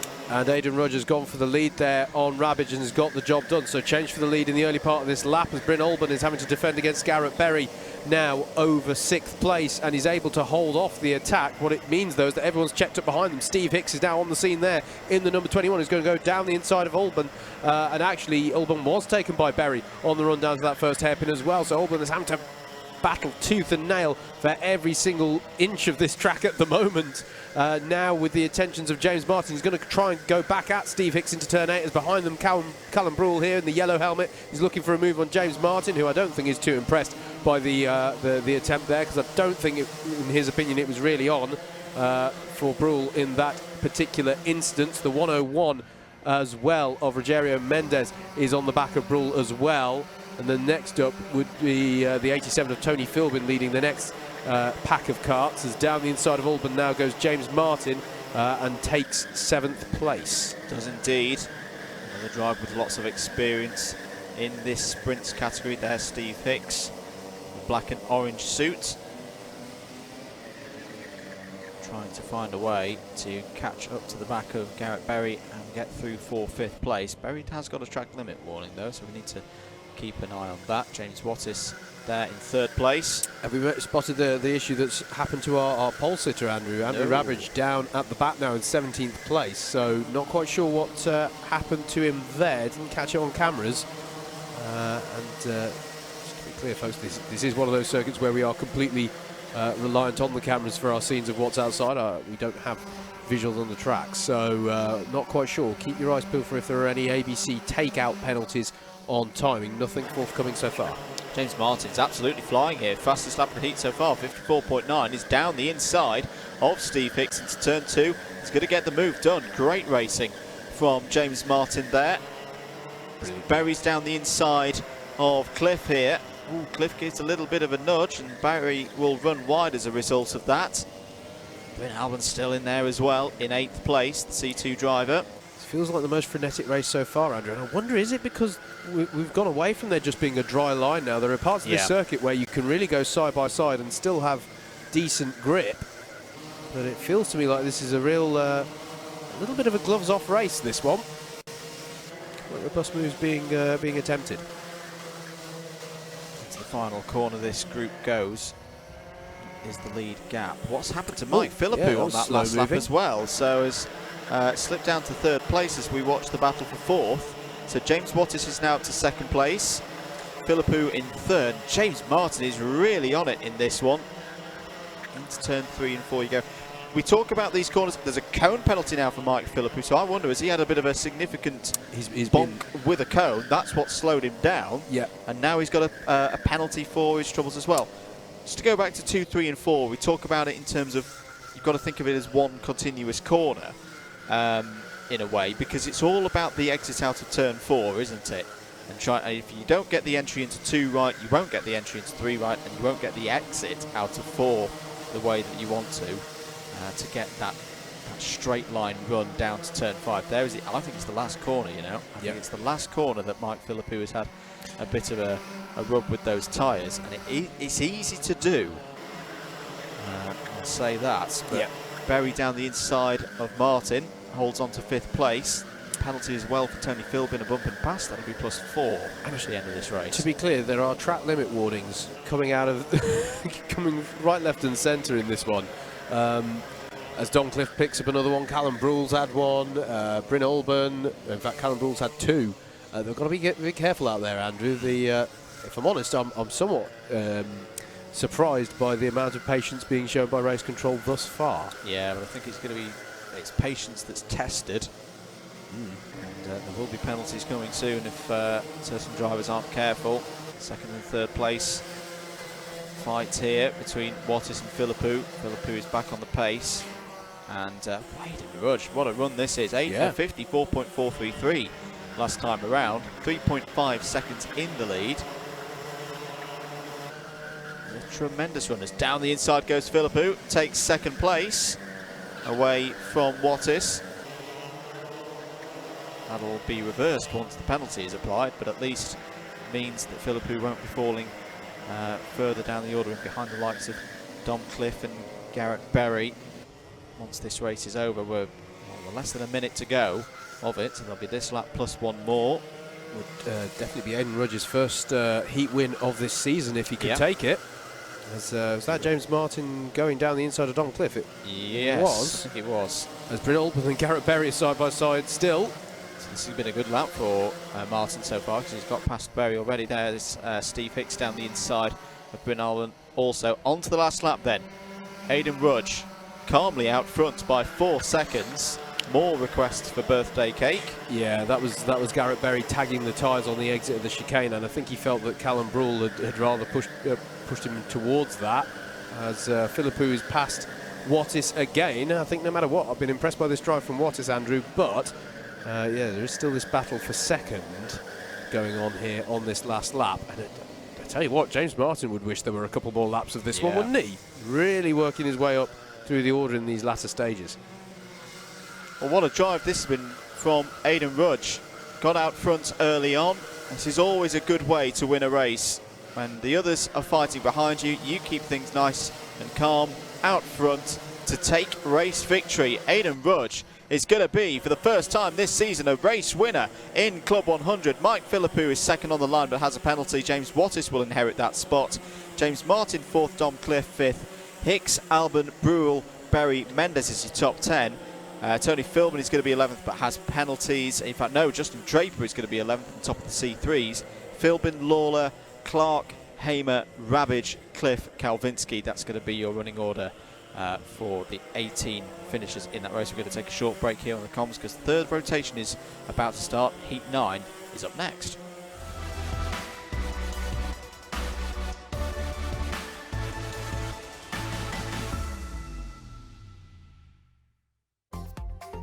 Here's your grid then for heat number 9 in our lightweights. Ned Douglas will take this from pole with Rhiannon Percox alongside. It'll be Chris Lewis-Evans and Reece Pope on row number 2. Michael Preston and Daz Till make up row 3. Rob Langthorpe and Bailey Morgan are row 4 with Alistair Irvine and Ramona Sakauskas rounding out your top 10. It'll be Peter Sharp and Ross O'Brien next with Aaron Stillwell and Russell Cooper on row 7. Row 8 has Sam Essery and Kim Ely, and then Gareth Pritchard will round out your 17 kart grid. Indeed, you're watching live coverage of round 11 of the Club 100 Sprints Championships here from Bayford Meadows on your Alpha Live stream. If you're enjoying the content, do make sure you've subscribed to the Alpha Live YouTube channel. We're under starters orders here for heat number 9. Away they go. And Ned Douglas, who's had a great day so far, will take us from pole position. Rhiannon Percox trying to fight it round the outside. Does make it round turn 1 this time, but is forced out wide. That is sometimes the risk of starting P2 here at Bayford Meadows. Chris Lewis-Evans to the front though, Andrew. Yep. Shoulder, elbowed his way through. Yeah, he and Ned Douglas have a bit of a start, and that was definitely Reece Pope saying, I want the best piece of birthday cake from Bailey Morgan, I think. It's up to third place. Rob Langthorpe holds to the inside. Contact warning for Darren Teal, who started this race in 6th place in kart number 6. Contact warning also for Ramona Sakauskas in the 13th. First heat of the day, Andrew, where we've had Irvine and Pope in the same race at the same time. So those two drivers who are going for that second place in the Class 2 Championship, or Class 2 standings within the Championship, perhaps is more accurate. They are both on track at the same time here. Coming round then to finish lap number 1, Chris Lewis-Evans in the lead, ahead of Ned Douglas, who right now has got Reece Pope all over the back of him. He's going to have to go defensive into turn number 2. Is that going to give an opportunity to Bailey Morgan as well in the number 14, who's going to try and take the conventional racing line and get better drive off the corner? They stay as they were, but now even more nose to tail than before. Rob Langthorpe challenging Rhiannon Percox as well behind into the first hairpin, with Daz Till and Alistair Irvine looking to take advantage. Reece Pope goes down the inside of Ned Douglas, and now it's side by side between Langthorpe and Percox as they both come onto this back straight. And Daz Till is going to get great drive and go past both of them, as Alistair Irvine is also looking to go down the inside of them. But meanwhile, ahead of them, Bailey Morgan fires down the inside of Ned Douglas at turn number 8. So it's now Reece Pope, Bailey Morgan, Ned Douglas, and then it's Daz Till ahead of... And Irvine has been able to get by, so 2 places gained for Irvine as well on Percox and Langthorpe. A lot of changes of that lap as they come around to finish lap number 2. Yeah, this is a big race for C2, not just in the context of today, but the championship is a great opportunity for both Pope and Irvine and the likes of Morgan and Douglas all to get good points. And let's not forget about our leader as well, as down the inside, Daz Till on Ned Douglas takes 4th place. Lovely move. Chris Lewis-Evans is, what's his pace like at the moment? 56.0 last time around. A couple of tenths slower than Reece Pope, but the good thing is he's got a 1.2 second lead. This is a good spot for Chris Lewis-Evans, but Reece Pope's been in such good form today, and he is closing in. Contact warning for the number 36, and what's going on behind? Yeah, Langthorpe was all out of shape out wide, I think at hairpin number 2, and it's carried on to the back straight, and it's allowed everyone to just bunch up on Hean and Rhiannon Percox. I think Michael Preston getting involved. And is that Sam Essery? Yeah. He's jumped a few of them as well. So Sam Essery, I think, now might be up to 7th place. Sam Essery, currently he was the fastest driver out on circuit. He's just been displaced by Bailey Morgan in 3rd with a 54.660. Absolutely. More good battles going on in Class 3, but Sam Essery at the moment, the only one to break out and challenge the drivers higher up. Here's your race leader, that's Chris Lewis-Evans, and now coming under intense pressure from Reese Pope, who is going to be in no mood to hang around in trying to maximise his points in this one. Bailey Morgan is staying with them as well. And then it's Daz Till, Ned Douglas and Alistair Irvine in 4th through 6th there. But Lewis-Evans coming under sustained pressure now from the 42 of Reese Pope. As I say, he'll know that Irvine's in this race. And he needs to capitalise on where he can get this kart. 3¼ minutes to go. On to lap number 5. Daz Till currently the fastest driver on the circuit, although it's worth bearing in mind, in these kind of conditions, everyone is setting personal bests pretty much at this point as they all get to grips with these conditions. We've seen it for the last few heats. They all spend the first few laps going, oh yeah, it is dry, let's go for it. And going for it now is Reese Pope down the inside of hairpin number 1. He's going to be out wide on the exit, but he'll have the inside for the next hairpin, so one presumes he's going to be able to hold onto it. Here they come into shot. Yes, indeed he has. Reese Pope to the head of the field, and Chris Lewis-Evans now immediately has the close attentions of Bailey Morgan behind him. You feel if you're Alistair Irvine in this situation, sat in 6th place at the moment, you've got to find a way past Ned Douglas. Because Reese Pope, on the form that he's been on so far today, is just going to pull away from the drivers behind now. Even drivers of the calibre of the likes of Chris Lewis-Evans, Bailey Morgan and Daz Till. Daz is looking fast though, and that's another new fastest lap of the race so far. 54.380, took 5.5 tenths out of Bailey Morgan on that last lap. Is Morgan shaping up for a move into the little hairpin there of 3 and then 4. No, he just holds fire for the moment, but all the while Daz Till gets closer and closer and closer. Samuel Essery's pace is still good as well. He's in the 54s. And there's a contact warning for Alistair Irvine as he tries to find his way past Ned Douglas. Samuel Essery is in the mix here. Yes, he's right on the rear bumper now of Alistair Irvine and could start taking points away. Yeah, Irvine was eyeing up a move on Ned Douglas. There's Daz Till is robustly getting by Chris Lewis-Evans there. And Bailey Morgan swoops down the inside of Till. That's a brilliant move there for Bailey Morgan there. That is a bold move there into the penultimate corner. That'll have put a smile on the birthday boy's face. Make no mistake about it. Yeah, really good stuff from Bailey, who is a driver that, again, has had a great season. He's improving all the time. And I think next year is going to be a big year for Bailey Morgan. He's going to be doing more racing. He's going to be competing in the Endurance Championship. And it's always one of those things that the best ways to improve in Club 100 is track time. Yeah, get as much track time as you can. Irvine did get by on Ned Douglas last lap. Also Russell Cooper by on Peter Sharp for 11th place. That's in amongst Class 3 drivers slightly further down the field. But yeah, Alistair Irvine, can he get onto the back of Chris Lewis-Evans? He has pulled away from Ned Douglas. In fact, Douglas coming under pressure from Sam Essery on this lap. There they are firing through shot now as sunshine breaks through the clouds and starts to beat down on the circuit here in Sittingbourne in Kent as we go on to the last lap of heat number 9. We do indeed. Reese Pope's lead is 1.3. Bailey Morgan there, blue suit, 2nd place. Daz Till will be happy with the points he's got at the moment in 3rd. If the opportunity is there, he will take it to go up the inside or around the outside, whichever way he wants to overtake. He won't take too many risks to do so. Rihanna Percox has recovered to 8th place in this race. It's been a tough day for Percox. I think there's going to be a number of Class 1 drivers not making the A final here. Yep. It's been a bit of a topsy-turvy morning in the lightweights so far through these heats, and we've got the much talked about Heat 10 coming up next. But here's Reese Pope, who's having one of the best days we've seen him ever have in a Club 100 kart, and it's going to take race victory in heat number 9. Bailey Morgan happy with P2 there. Daz Till 3rd, Chris Lewis-Evans 4th, 5th for Alistair Irvine. Douglas, Essery, Percox, Langthorpe, Preston is your top 10.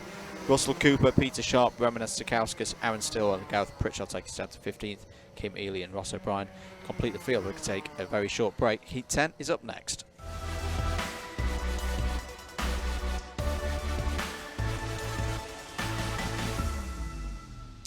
Here we go then for the most stacked grid of the day. Jed Toole and Garrett Berry have pole position. Mike Coppin and Mike Philippou are on row 2. Steve Brown and Anwar Barul Smith on row 3. It keeps going, ladies and gentlemen, because you've got Owen Jenman and Ed Bars on row 4. Keith Segal and Greg Smith on row 5. Oscar Lancaster and Dan Healy on row 6. Into our novices, who've got the best seats in the house. James Browning and Andy Berry, row 7. Andrew Bushell and Toby Smith, row 8. David Hamer and Dean Everest, row 9. 18 karts in the field. Away we go then. This has been a much talked about grid in the lead up to today's event, and down the inside already Steve Brown look at all of that, running wide the front row, and poor Jed Toole and Garrett Berry are going to fall down the order here. Mike Coppin takes the lead as they go into turn 3 for the first time. Steve Brown has held on there and is still in second place, but look at them all charging in. A very, very high quality field in this one, and they all want to win it, Howard. Yeah, absolutely. And bear in mind, you know, if they're all, there's spinners around as well. David Hamer's facing the wrong way, and there's another, was it Keith Segal? Yeah. So, yeah, absolutely. I mean, it's worth bearing in mind, Andrew, if they're all in the same heat, they're all slightly compromised in that way of making up the points they need to get into the A final, which is what they want, as that's Dan Healy challenging Oscar Lancaster further down the order as they all work the way. He still can't get by Oscar Lancaster, actually. I think he's going to get through there. No, Lancaster's hanging up. Good, fair play to Oscar there. Really hanging on to that position well against an experienced driver in the form of Healy. It is Mike Coppin who leads, though, at the end of lap 1, ahead of Steve Brown. Mike Philippou in in third, and Owen Jenman. Steve Brown, though, right on the tail of Mike Coppin. Bit of a rerun, Andrew, of both of their first heats of the day, as down the inside goes Jenman on Philippou. So that is Owen Jenman up into third place, and Garrett Berry now challenging Philippou, though he's going to have to go the long way round at hairpin 1, and it's going to compromise him, as we've seen many a time at hairpin 1 already today, and it's allowed Anwar Barul Smith and Ed Bars to get by, but just as quickly as I can say it, Garrett Berry is trying to challenge back again, but he's going to be compromised down the back straight, and there is the challenge for the lead. Steve Brown and Mike Coppin, but Mike Coppin shuts the door robustly there. There were only 2 drivers who didn't change positions from where they started on the grid on that first lap. They were Philippou and Barul Smith. That's how crazy that first lap was. Let's count them through at the end of lap number 2. It's Coppin from Brown, Jenman, Philippou, Barul Smith, Berry, Bars, Lancaster, Healy and Smith. That is your top 10. Jed Toole working his way back up the order, up to 12th now. He's just cleared Andrew Bushell and Greg Smith. So he's working his way up on his recovery drive. Mike Coppin go defence, and look at this. It's Jenman to the inside of Steve Brown there. Brown will have the inside line of the next hairpin if he can just hang on. Yes, he can. But they're both going to be slowing each other down and allowing Coppin to have a bit of breathing space. Again, Jenman goes for it on Steve Brown. Going to push Brown out wide as far as the grass. Have wet tyres. He'll have wet tyres going into 8. He's going to be compromised on the grip, but he's able to hold it together. But that'll have been like blood in the water to a shark for Mike Philippou in 4th place, who will seen that all of that happening ahead of him. Still yellow flags out for this latter part of the lap, Andrew. Someone's been tagging the tyres on either this corner or this last chicane, I think. It's still Mike Coppin at in the lead at the end of lap number 3. It is indeed. I get the feeling, though, that Mike Coppin's going to try a bit of a Gandalf job here. Yep. And hold this one out from, well, he's already been holding it out from 5 minutes to go, 4 minutes still on the clock. But Owen Jenman, he is so good round here. He really is. He's a very, very good driver wherever we go, but particularly here at Bayford Meadows. Ed Bars putting a lot of pressure on Mike Philippou for 4th. Oh, just as I say that, though, Owen Jenman's got a bump and pass penalty, so he cannot win this race now. He can take the lead on the road, but once the 4 places are applied post-race, the best he can hope for is 5th. Is that for how he got by on Steve?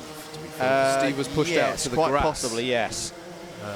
But yeah, still very much a presence in this, though, even with that penalty to be applied. Mike Coppin still in the lead of this one as they come around to finish another lap. Steve Brown then will benefit from Jenman. And Jenman, oh, what a dummy to be sold into turn 1. That was beautifully done by Jenman. Coppin's out on the banking. He keeps his foot in it, and Steve Brown's going to look down the inside. The door is shut by Mike Coppin. Still allows Brown to have a go at Jenman, though, and he's up into 2nd place. What an exchange across those corners. I think Ed, and now it's going to be Jenman trying round the outside. Ed Bars has got past Philippou for 4th as well in the midst of all that.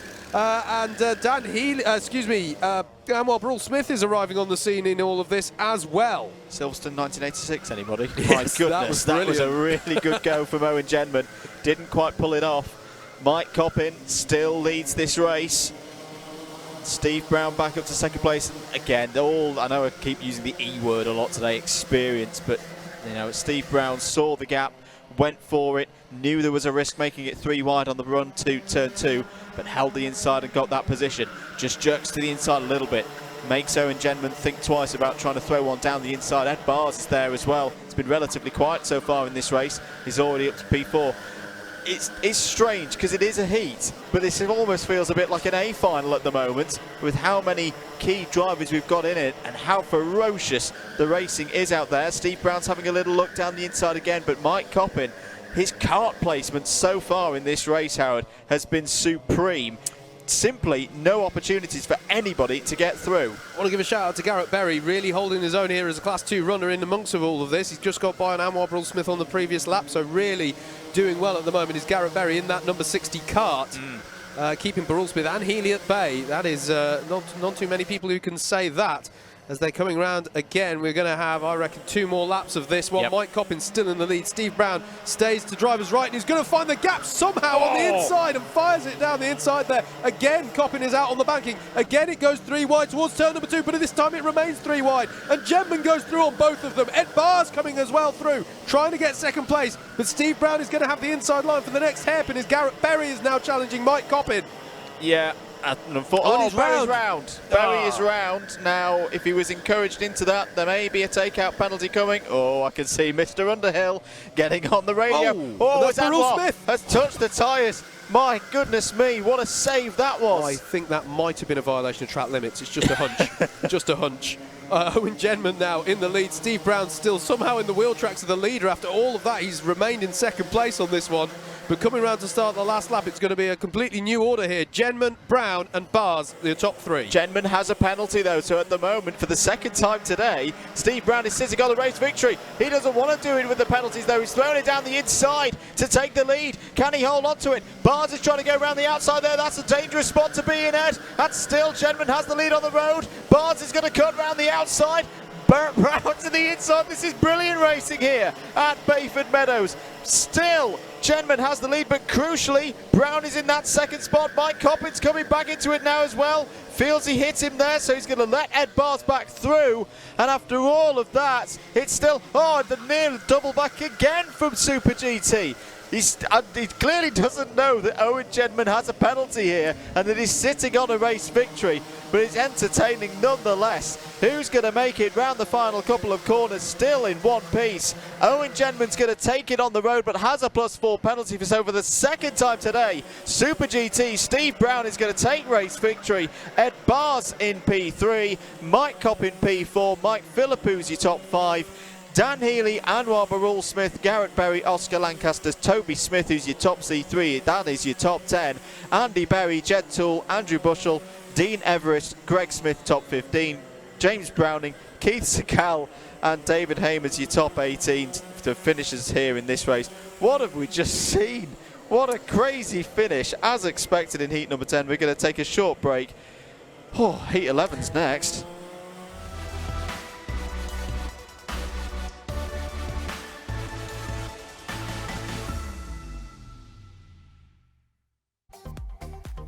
Oh my goodness, here's your Heat 11 grid, ladies and gentlemen. Dom Cliff and Matthew Cockerham on the front row. James Martin and Josh Adams, row 2. Aidan Rudge and Christopher Powell on row 3. Andrew Rabbage and Callum Brule will be on row 4. Stephen Westwood and Cameron Williams, row 5. James Wattis and Tony Philbin, row 6. Into the novices, and away we go actually for Heat number 11. Yeah, absolutely. Dom Cliff leads them away into turn number 1. James Martin looking to make early progress here. That looked like, where was that? Stephen Westwood, I think, going out onto the curbing on the exit of turn 1, but it all remains clean enough as they come out onto the second stretch. And that looks to me like Aidan Rudge has again had a lightning start here and got to the head of the field, Andrew. That is another good start for Rudge there with the 61 of Andrew Rabbage in second place. Yeah, he's having a really good day so far, is Aidan Rudge. I'm just get your breath back. Yeah, I'm sorry. For the lead of the race, you're not allowed to. Andrew Rabbage goes down the inside of Aidan Rudge, and I think has been able to make that stick for the lead of the race as they all work their way now through the faster part of the lap. Indeed, it is the 61 of Andrew Rabbage that has got himself to the head of the field as they head towards the chicane here at the end of lap number 1. It is going to be Andrew Rabbage ahead of Aidan Rudge, and then Dom Cliff has got up into 3rd place. That's the best start that Dom has had so far today. He's picked up penalties. I think he was spun around in the first heat, I want to say, if memory serves correctly. So good start for him there. Under pressure though from Josh Adams there in the number 9 with the blue and white suit. He's going to go down the inside of hairpin number 1. Meanwhile, Stephen Westwood battling away with James Wattis there. That is in the battle over 6th place, as Dom Cliff is back down the inside of Josh Adams there at hairpin number 2. But Adams is going to seize the advantage of having the inside line of the next corner. James Martin there in the 64 as well, as James Wattis and Stephen Westwood still battle. Wattis down the inside now of turn number 8. Callum Brule there in the yellow helmet looking to capitalise but can't find a way through there, and Christopher Powell rounds out this little pack of karts, taking you down to 9th place.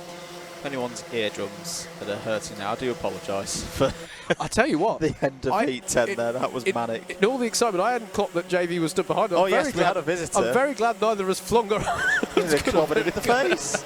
James Martin tries down the inside of Dom Cliff now. This is over 4th place, heading towards second, third, and fourth. Turns 2, 3 and 4 as Rabbage comes under pressure, renewed pressure now from Aidan Rudge, and that comes because Rudge has just set the fastest lap of the race as Dom Cliff is trying to shut the door on Martin, but Martin has already prized that open, and Wattis is now going to fancy his chances down at hairpin number 2 on James Martin. Reads the situation well indeed and gets through in that one. James Wattis though is going to go down the inside of Dom Cliff again. Dom Cliff I almost thought was going to be able to cut back under and get a switch back halfway round turn 8, but it is Wattis now up into 4th place. What a lovely exchange between these drivers, albeit James Martin might be feeling a bit punch drunk after all of that. I may be wrong here, and it may just be racing drivers racing hard, but I get the feeling that there's a number of drivers who know, with the way how topsy-turvy it's been so far today, this is the last race for all of these guys, and they're all thinking, if I can get a top 5 here, I can get an A final. That's what's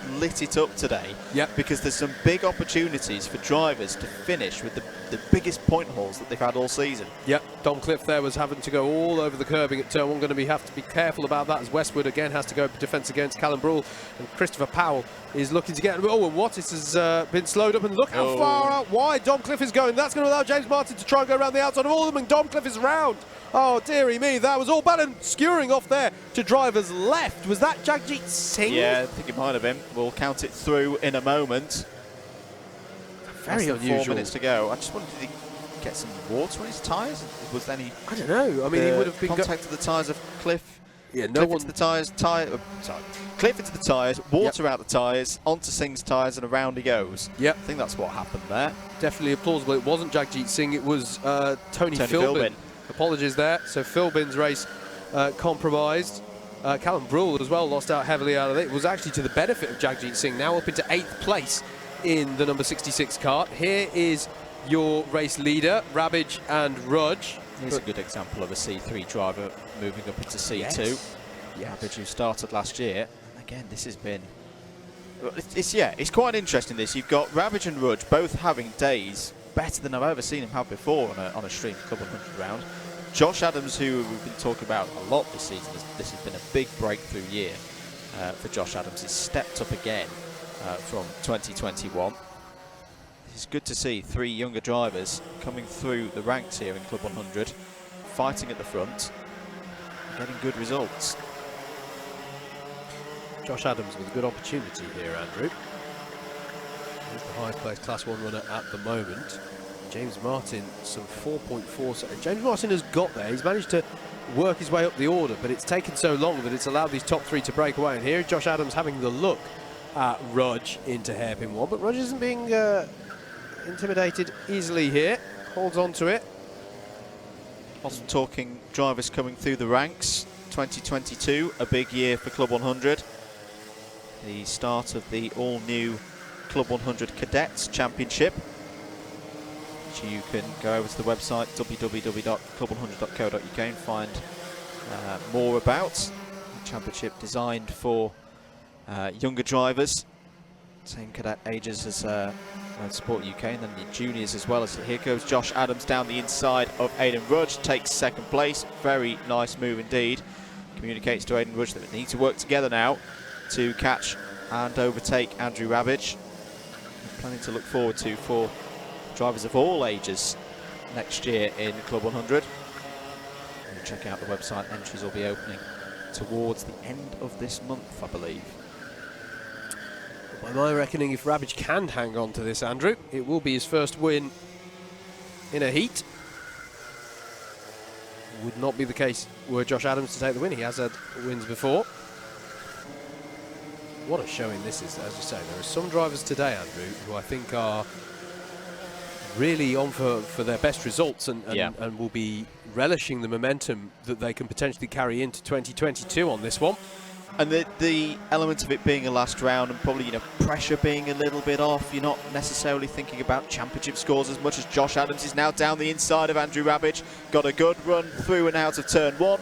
Takes the lead on the exit of turn number 2. Now, can he hold on to it? He'll have to go defensive into the first of these technical hairpins. I wouldn't describe them as tight as slow, but you've got to string them together and keep the momentum up, especially here onto the back straight.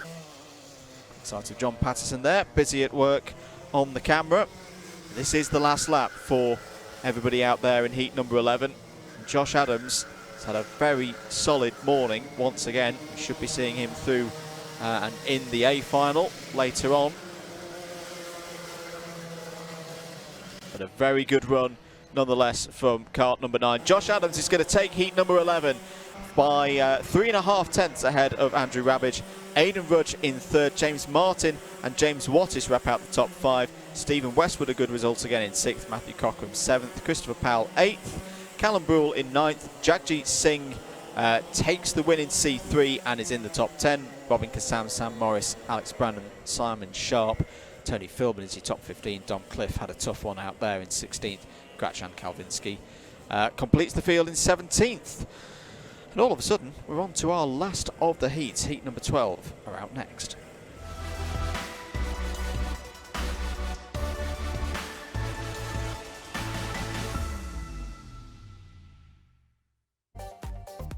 Let's take a look at your grid then for this last lightweight heat of the day. Steph Theodora and Jack O'Neill are row number 1 with Josh Sangster and Fraser Brunton coming up next. Thomas Barrett and Bryn Alban are row number 3. Dan Seeger and Rogerio Mendes are next, and then it's Steve Hicks and Archie Hobson to round out the top 10 of the grid. Dante Dillon and Amy Breacher are row 6. Row 7 is going to be Matthew Cliff and Tim Clark. George Lawler and Rizwan Mangad are next, with Justin Draper and James Dunnett rounding out your 18 kart field. And we are ready for the off here. Steph Theodora will lead them away.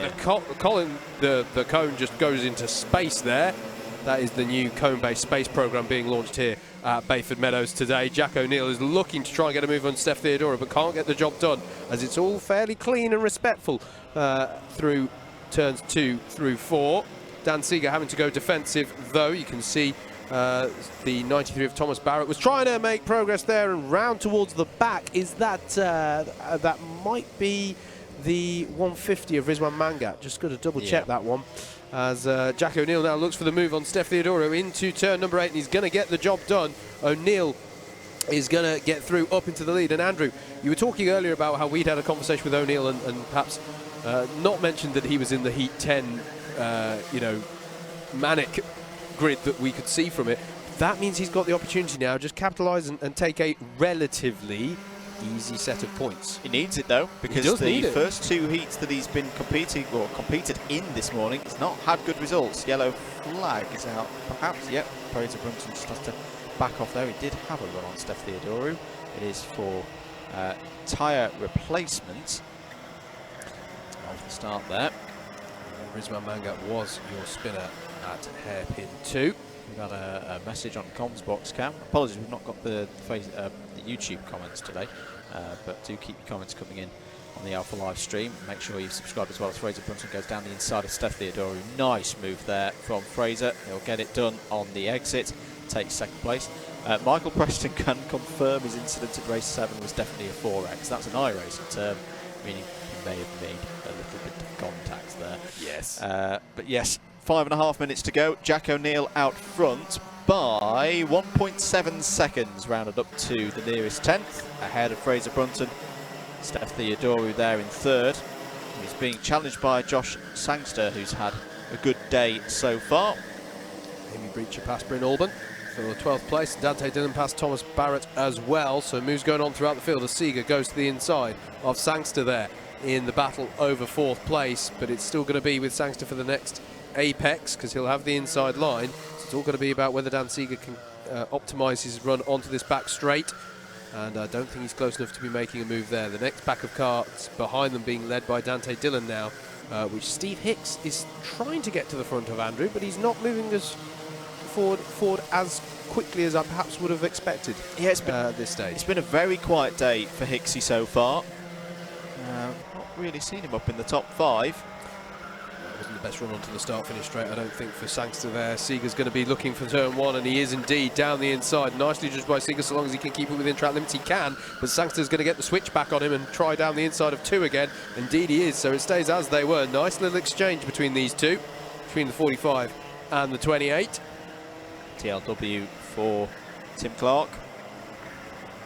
For reference of why on the timing is he Tim Clark 2, is because we've got multiple Tim Clarks. Seeger tries down the inside of hairpin 2 now, but he's also going to be compromised once again coming onto the back straight, but Sangster's going to be at the disadvantage. He's going to keep his foot in it over the run-off curb. I think he'd argue force majeure on that one, but it doesn't matter either way because that is Dan Seeger up into 4th place.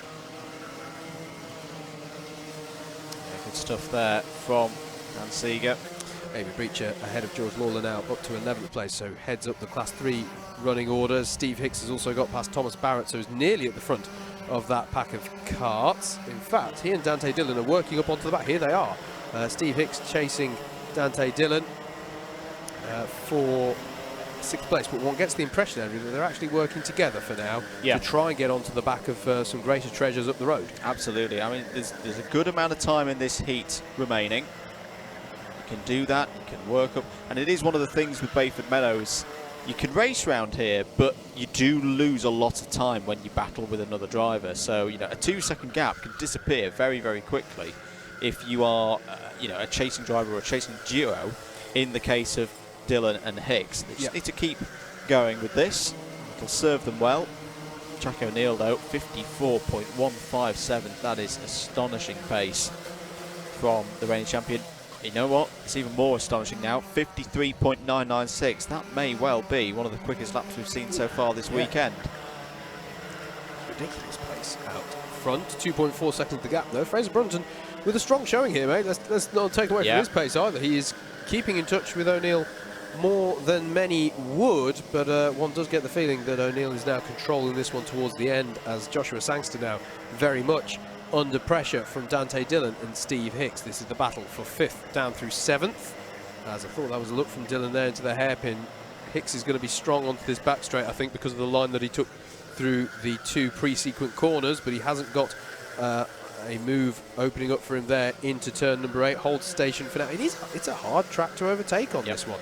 You know, that technical nature of it means that you were sort of alluding to it a moment ago, Andrew. If you come off the racing line, you can lose a whole heap of time. Gaps can open and close quite quickly. Steph Theodoro having a little bit of a quiet one at this point now. 3 seconds the gap before it is. Dante Dillon down the inside of Josh Sangster. Nicely judged move there. That is the prime overtaking spot. Hicks now trying to look for an opportunity into 2, and Sangster opens the door. I don't think he realised quite how close Hicksy was there, and that means that Dillon and Hicks are now through on Sangster. So all change for 4th, 5th and 6th. Yeah, well raced between all 3 drivers there. Some good overtaking. Sangster recognising doesn't want to be too aggressive. Still good points that he's sat on here. Or even 5th, 6th and 7th, Howard. Yep, with Dan Seeger there still in 4th place ahead of them. Track limit warning for Steph Theodoro. Justin Draper gets by on Amy Breacher. Takes himself up into the top 10 down in Class 3. But our leader is now on the last lap. Jack O'Neill, with the 54 dead, takes it on to the last lap. Rather quiet amongst the top 3. It's a 3-second gap for the lead, then a further 4 seconds back to Steph Theodoro. Dan Seeger is closing in on Theodoro, but he's going to need a mega last lap to take that fight to him for position. It's now Dillon versus Hicks, your closest battle. What we're looking at now, your closest battle in that top 10. Dillon just going a little bit defensive into the first of their hairpins, but is that going to allow Hicks to get the switch back through the next 2 hairpins and potentially have a bit of a look into turn 8? Come onto the back straight. No, Hicks is going to hold station for now. He doesn't seem to be keen on taking that tight line that we've been talking about that can open up the overtaking opportunities. We need to take a look at start-finish, though, because Jack O'Neill is coming round to take the win. There it is. Jack O'Neill takes some much-needed points, we have to say, with taking that win. Fraser Brunton in second place. It's going to be Steph Theodoru, who held off a Dan Seeger, charging at him there for third place. Dante Dillon holds on for fifth place ahead of Steve Hicks. Then it's Josh Sangster, Archie Hobson, Thomas Barrett, Justin Draper, your highest placed Class 3, rounding out your top 10. Then Sammy Breach and Rogerio Mendez, Bryn Olban, then it's George Lawler, James Dunnett, Rizwan Mangat, Tim Clark and Matthew Cliff will round out your 18 karts, finishing that 12th heat, and that your heat races for lightweights.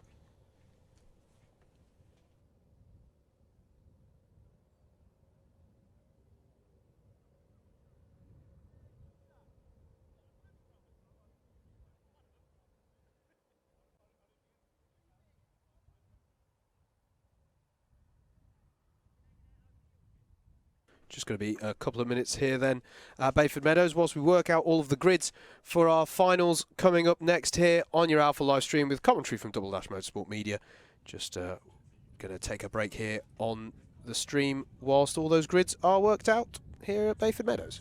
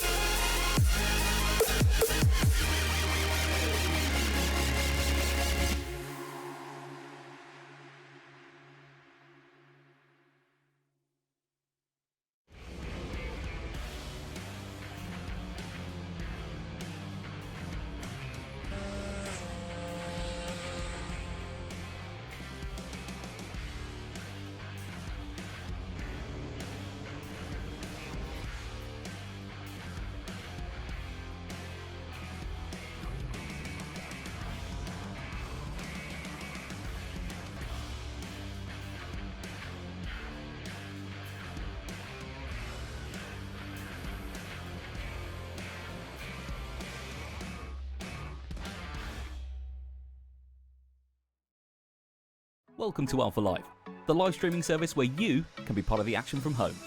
You can watch via your smart TV, phone, tablet, or even your gaming console. We've got you covered.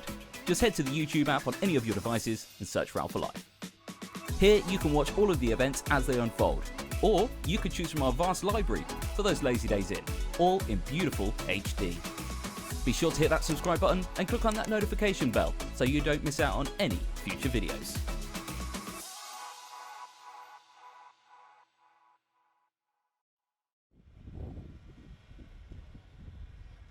Right then, drivers, listen up. We're at the C final here with me. We're just going to call out your numbers for the C final.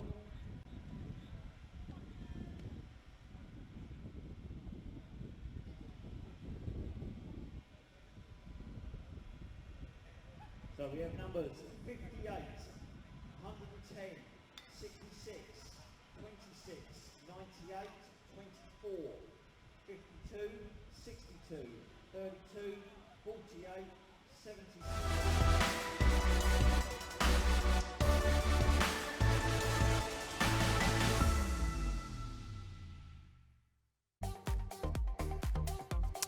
Moving into the finals then for lightweights on their 11th round of their 2021 Club 100 Sprints Championship. Here is your grid for the C final.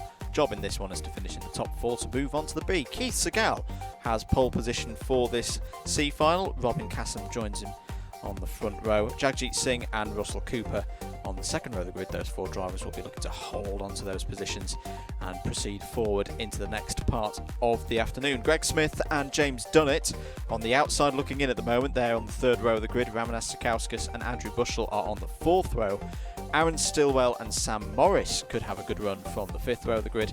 George Lawler and Peter Sharp are there on row number 6. Tony Philbin and Tim Clark start on the 7th row of the grid. Gareth Pritchard and Alex Brandom are on row 8. Ross O'Brien and Kim Ely are on the 9th row of the grid.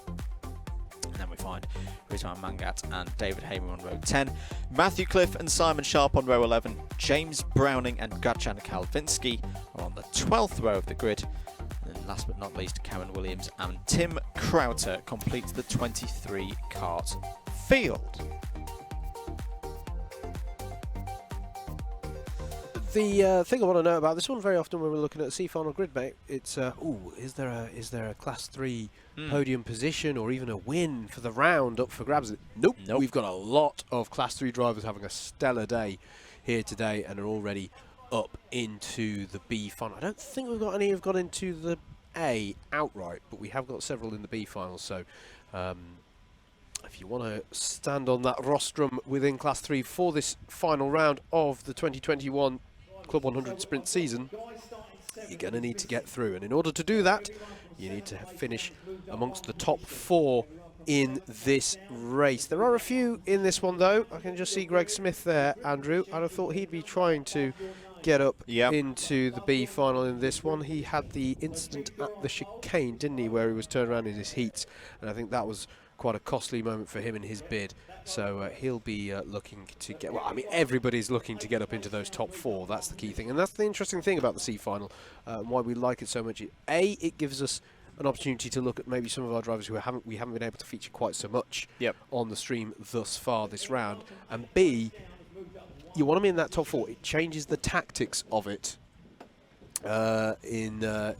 We're not going to spoil that, what we've just seen. So we've just been shown a very interesting looking grid for later on today. But it changes the dynamic of this race. It changes the tactics. If you're in 4th place, you are on the bubble, as they like to say in Formula 1 qualifying. But it's not qualifying. It is racing, and you have to think tactically about that and not hold each other up in your bid to stay in that top 4 come the checkered flag. Absolutely. This is a race that is an actual race ahead of some further races later on today.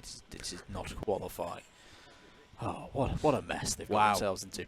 Anyway, they could have just qualified for the B final, made it much easier. No, sorry, that's harsh. But yes, no, C final drivers getting themselves ready.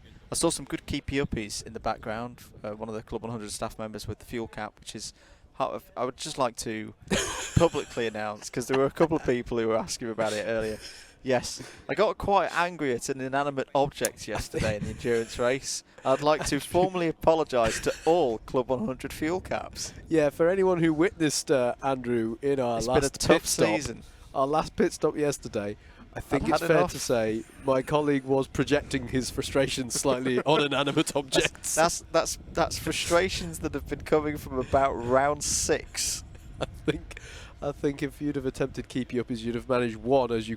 It would have got booted out of the county. Drop kick it outside of the facilities. But, yes, it was an interesting day's racing for us, wasn't it, mate? Just as we're saying that, I'm sorry, John. I had a strop yesterday. It's all right, but it was at the fuel cap. It was at no individuals.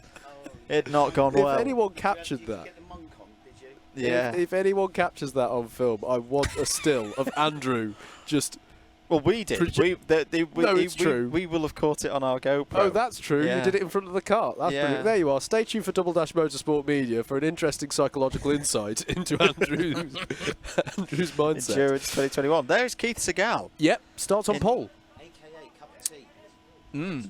Cup of tea. Cup of tea. Yeah, we always support him on the radio. Go on, Cups. You see, we need you, John, here to feed us the... You've got... Because he's always bringing biscuits. Oh, is he true. another biscuit fan in the paddock? He brings loads of packets of biscuits for There tea. you go. He's a lovely lad. Been racing with me since '94. My Racing since goodness. '94, so most of the 30 years. 1994, Wow. mate. Yeah. Right, we're being... Cup of tea. Right. Cup of tea on pole. As I say, you guys are Thanks, hearing John. one side That's of the great. conversation, but yeah, you'll have seen it on Comspots, Cam. John's said that below. No. If anyone's wondering, we know all of this. Yes. John's definitely not just been stood To be, there no, feeding I have heard about that. Keith always brings the biscuits. Yeah, I'm not sure. The sprints rounds. I mean, I knew Keith was experienced. I'm not sure it was since '94. Yes, that is 1994. right. I mean, Club 100 hitting its 3 decades of action in 2021. So yeah, Segal, one of those drivers who's been here for the majority. There are a few drivers like that in the field who've been supporting Club 100 for many a year. Just goes to show the compelling experience that Club 100 is able to bring. Here we go then for the C final. Keith Segal will take us from pole position in kart number 58. On the charge to turn 1. Are they all going to make it through? It's a good start for Keith Segal, rounding turn number 1, but up the inside when Jagjit Singh there got the run out of turn 1 and will take the lead. Greg Smith's had a good one as well. Oh, big massive sideways moment for Keith Segal. Brilliant hold from cups of tea there. 11 minutes and 40 seconds to go. This is a longer race, of course. And that is the 77 of Simon Sharp. Yeah, slight glance at the tyres there. Did well to hold on for that one. Contact warning for the 87 of Tony Philbin. So it is Smith ahead of Singh. Bryn Albans had a good start as well. The number 32, Sam Morris, has come through from the 5th row of the grid. It's up to P4. So if that top 4 have got a good opportunity now, Howard. They've got a gap. They've broken away. If they can work together, they'll have these 4 places into the B final sewn up. Yeah, absolutely. Keith Segal battling away with George Lawler in the mid part of that lap and has managed to make the move stick. The 58 now ahead of the 48, but it is indeed Greg Smith who leads to the end of lap 1, but not for long, because there is Jagjit Singh down the inside of Smith. He's going to try and tuck underneath again, back into 2, and Andrew Bushell is going to try and get into this as well in the 52. Singh and Bushell have a bit of pod-to-pod contact. You've got to be careful of that. You don't want to be getting... if you get an ABC bump and pass, that is your qualification for the B final done and dusted. And there may be a cone penalty coming there. We saw a similar incident with, I want to say it was Rob Langthorpe earlier on this morning. Yes. So just watch out for the number 66, maybe receiving a 1-place cone penalty. Now, if it stays like this, that's fine. He's not going to get moved out to the top 4. There is a penalty for Tony Philbin, so he's had a bump and pass. He's currently down in 14th place. Apologies, not Bryn Albin in this race. It's because it's the same suit. But Andrew Bushell there in 3rd place. Yeah, absolutely. Penalty for Tony Philbin, ABC bump and pass. 4 places to be deducted at the end of the race. Definitely not qualifying for the B final. As a result, Greg Smith still in the lead of this one. 1 lap on since Singh challenged him for the lead. And going down the order now, Andrew, James Dunnett and Tim Clark have come a cropper in some way, shape or form like that, right to the back of the pack. Oh, hate being right. Yep, cone penalty for Jagjit Singh. So he's got to finish 3rd or higher now to qualify through to the B final. If he finishes in 4th, even if the gap is huge behind him, to at the moment it is Robin Kassam, he will still lose the position. Having said that, Robin Kassam in the 110 is the fastest driver out there at the moment, a 56.530 last time around. The gap to Sam Morris there in 4th is 0.9 of a second. Yep. And Kassam took just over 3/10 out of Morris on that last tour of the circuit. Let's see what it is now. Jagjit Singh challenging Greg Smith for the lead of the race. And gets forced there. Good hold. Really good hold from Jagjit Singh, but Greg Smith needs to be careful because I think that may be a contact warning, but it could have very easily been a forced driver wide. It's an overtake under yellow penalty now coming in for Simon Sharp. Keith Segal's fallen off somewhere around down to the back as well. But I tell you what, Jagjit Singh is lucky that the pit entry is where it is here at Bayford Meadows, because without the grip of that tarmac, he was going straight into the tyres at turn number 1. And he's got to be careful. And this is what we're talking about. There's no point throwing it all in to get that race. I know that you want to take a race win. It's a natural racing drive, and a little trophy indeed, a racing driver's mentality absolutely through and through. But the bigger picture is that you can get more points by getting up into that B final. At the moment, it's okay as there's a cone penalty for Greg Smith. Cone penalty for Greg Smith, and that means that we've now got another penalty to take into account as Jagjit Singh, someone else who has a cone penalty hanging over him, takes 2nd place back off of Andrew Bushell. Right, the mental abacus is coming out now. So at the moment, and you've got to remember that grid penalties are always applied from the back first. So Jagjit Singh's penalty would be applied before Greg Smith. So effectively, Andrew Bushell is in the lead of this race because he'd get hopped past Singh. when he gets his cone penalty applied on the timing, and then he'd get past Smith as his penalty is applied on the timing. But is unlikely to know it, so will still likely fight tooth Yes. and nail to try and stay in this top 4, is the key thing to bear in mind. Sam Morris, Andrew, I note, has done well here, I think, to stave off the attack from Robin Kassam. Has upped his pace significantly and is doing well there in the number 32. That's one to bear in mind. New fastest lap of the race from Jagjit Singh. Is he going to try and challenge for the race win again? I'm not saying he shouldn't. I'm just saying he's got to pick his moment carefully here. Otherwise, it could be, well, it could all end in tears, basically, in terms of getting into that B final. Just, I mean, if nothing else, folks, it's the most cost-effective way to race here. You get a free extra race. It always found, you know, it's your little lottery win, that. Whenever you get that. Always how I like to do things when I did sprints, because Northern. Yeah. Greg Smith continues to lead the race on the road, though. Jagjit Singh's pace is good, though. 55.199 last time around, and he's closing in on Greg Smith. Who else is on the move? Tony Philbin up a couple of places on that last lap, but if memory serves correctly, he still has an ABC bump and pass penalty to be applied, so he's trying to negate those more than anything. As again, Singh is going to look for the lead of this race. This looks a slightly cleaner move here down the inside of turn 1, gets the job done. Again, Greg Smith thinks about tucking under in time for turn 2, but can't get it done this time. So for Andrew Bushell, that doesn't change anything at all. It's still these two drivers ahead of him who both have cone penalties. There's been an unsafe release penalty for Aaron Stillwell, so that's probably him returning to the circuit after an off-track moment, and somebody needing to take avoiding action as a result of that. There's a penalty for Rizwan Mangat as well. Bump and pass. A number of drivers ruling themselves out of the top 4 here, but also losing points in the midfield. Aaron Stillwell, we covered unsafe release. Yes, we have. So have we covered what we're meaning by that one? Yes. Okay, sorry. Yes. 5.5 minutes to go. Change of the lead will be confirmed in a moment's time as Jagjit Singh crosses the timing beam. There he goes. Greg Smith there in second place, ahead of Andrew Bushell. Slightly defensive line against Bushell there. Sam Morris still holding on to 4th place. Gareth Pritchard passed Alex Brandon for 9th place as well, at the same time as Ross O'Brien gets by on Russell Cooper. Greg Smith having to go defensive here into hairpin 1 against Bushell. I don't want to criticise too hard, but I would not be defending here. I would not be defending. I'd be working with Bushell because Bushell's got some tidy pace.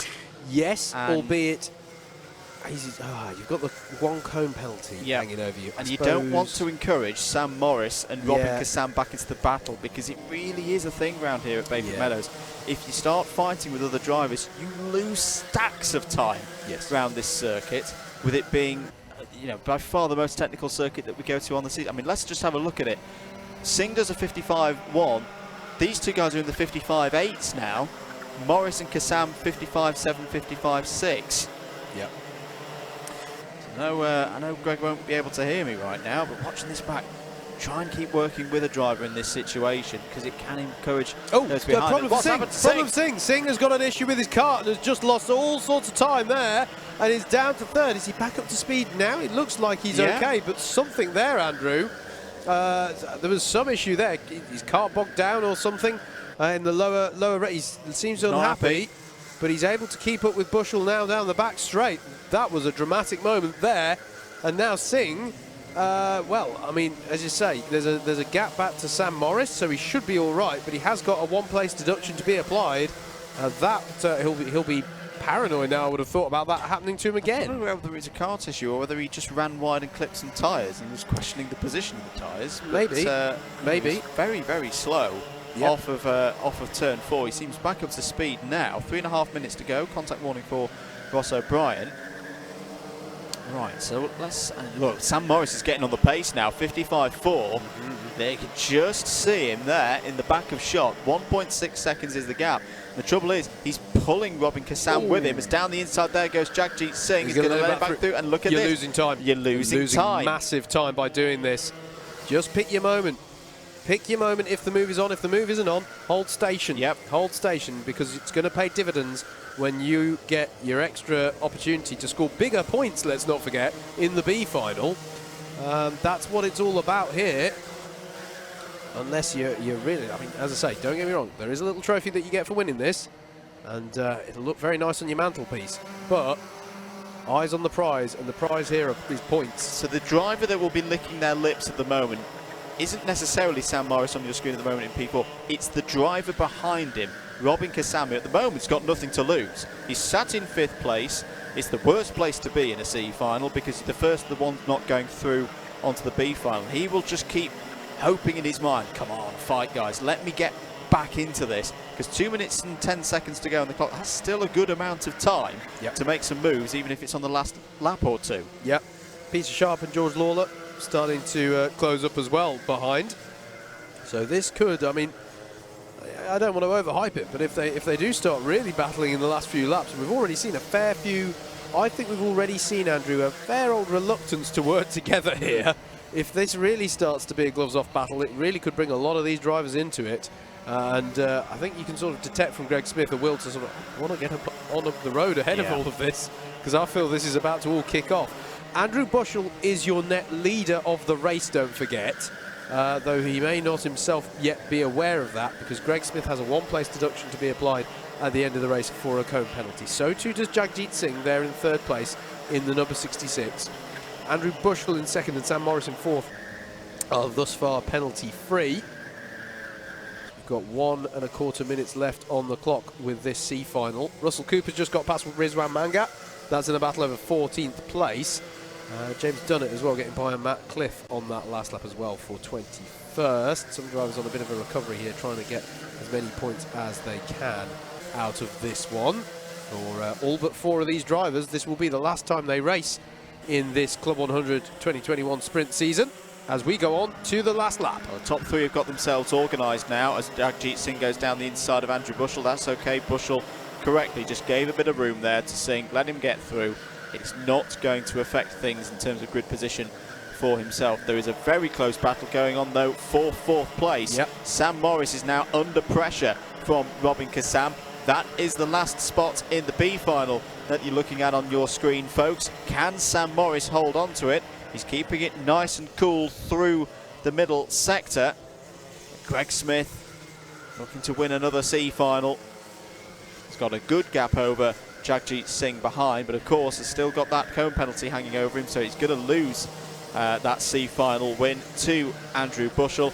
There was a little bit of a worry on our parts that this top 3 weren't getting themselves organised, but they did in the end. Greg Smith takes it on the road, Jagjit Singh 2nd, but it's Andrew Bushell who'll take the win, and there's a celebration from Sam Morris, who's qualified for the B final. A great drive from Sam Morris under extreme pressure from Robin Kassam in 5th. Sharp was in 6th, Lawler 7th, Gareth Pritchard 8th, Tony Philbin with penalties finishes on the road in 9th. Good drive from Kim Ely as well, up to 10th place.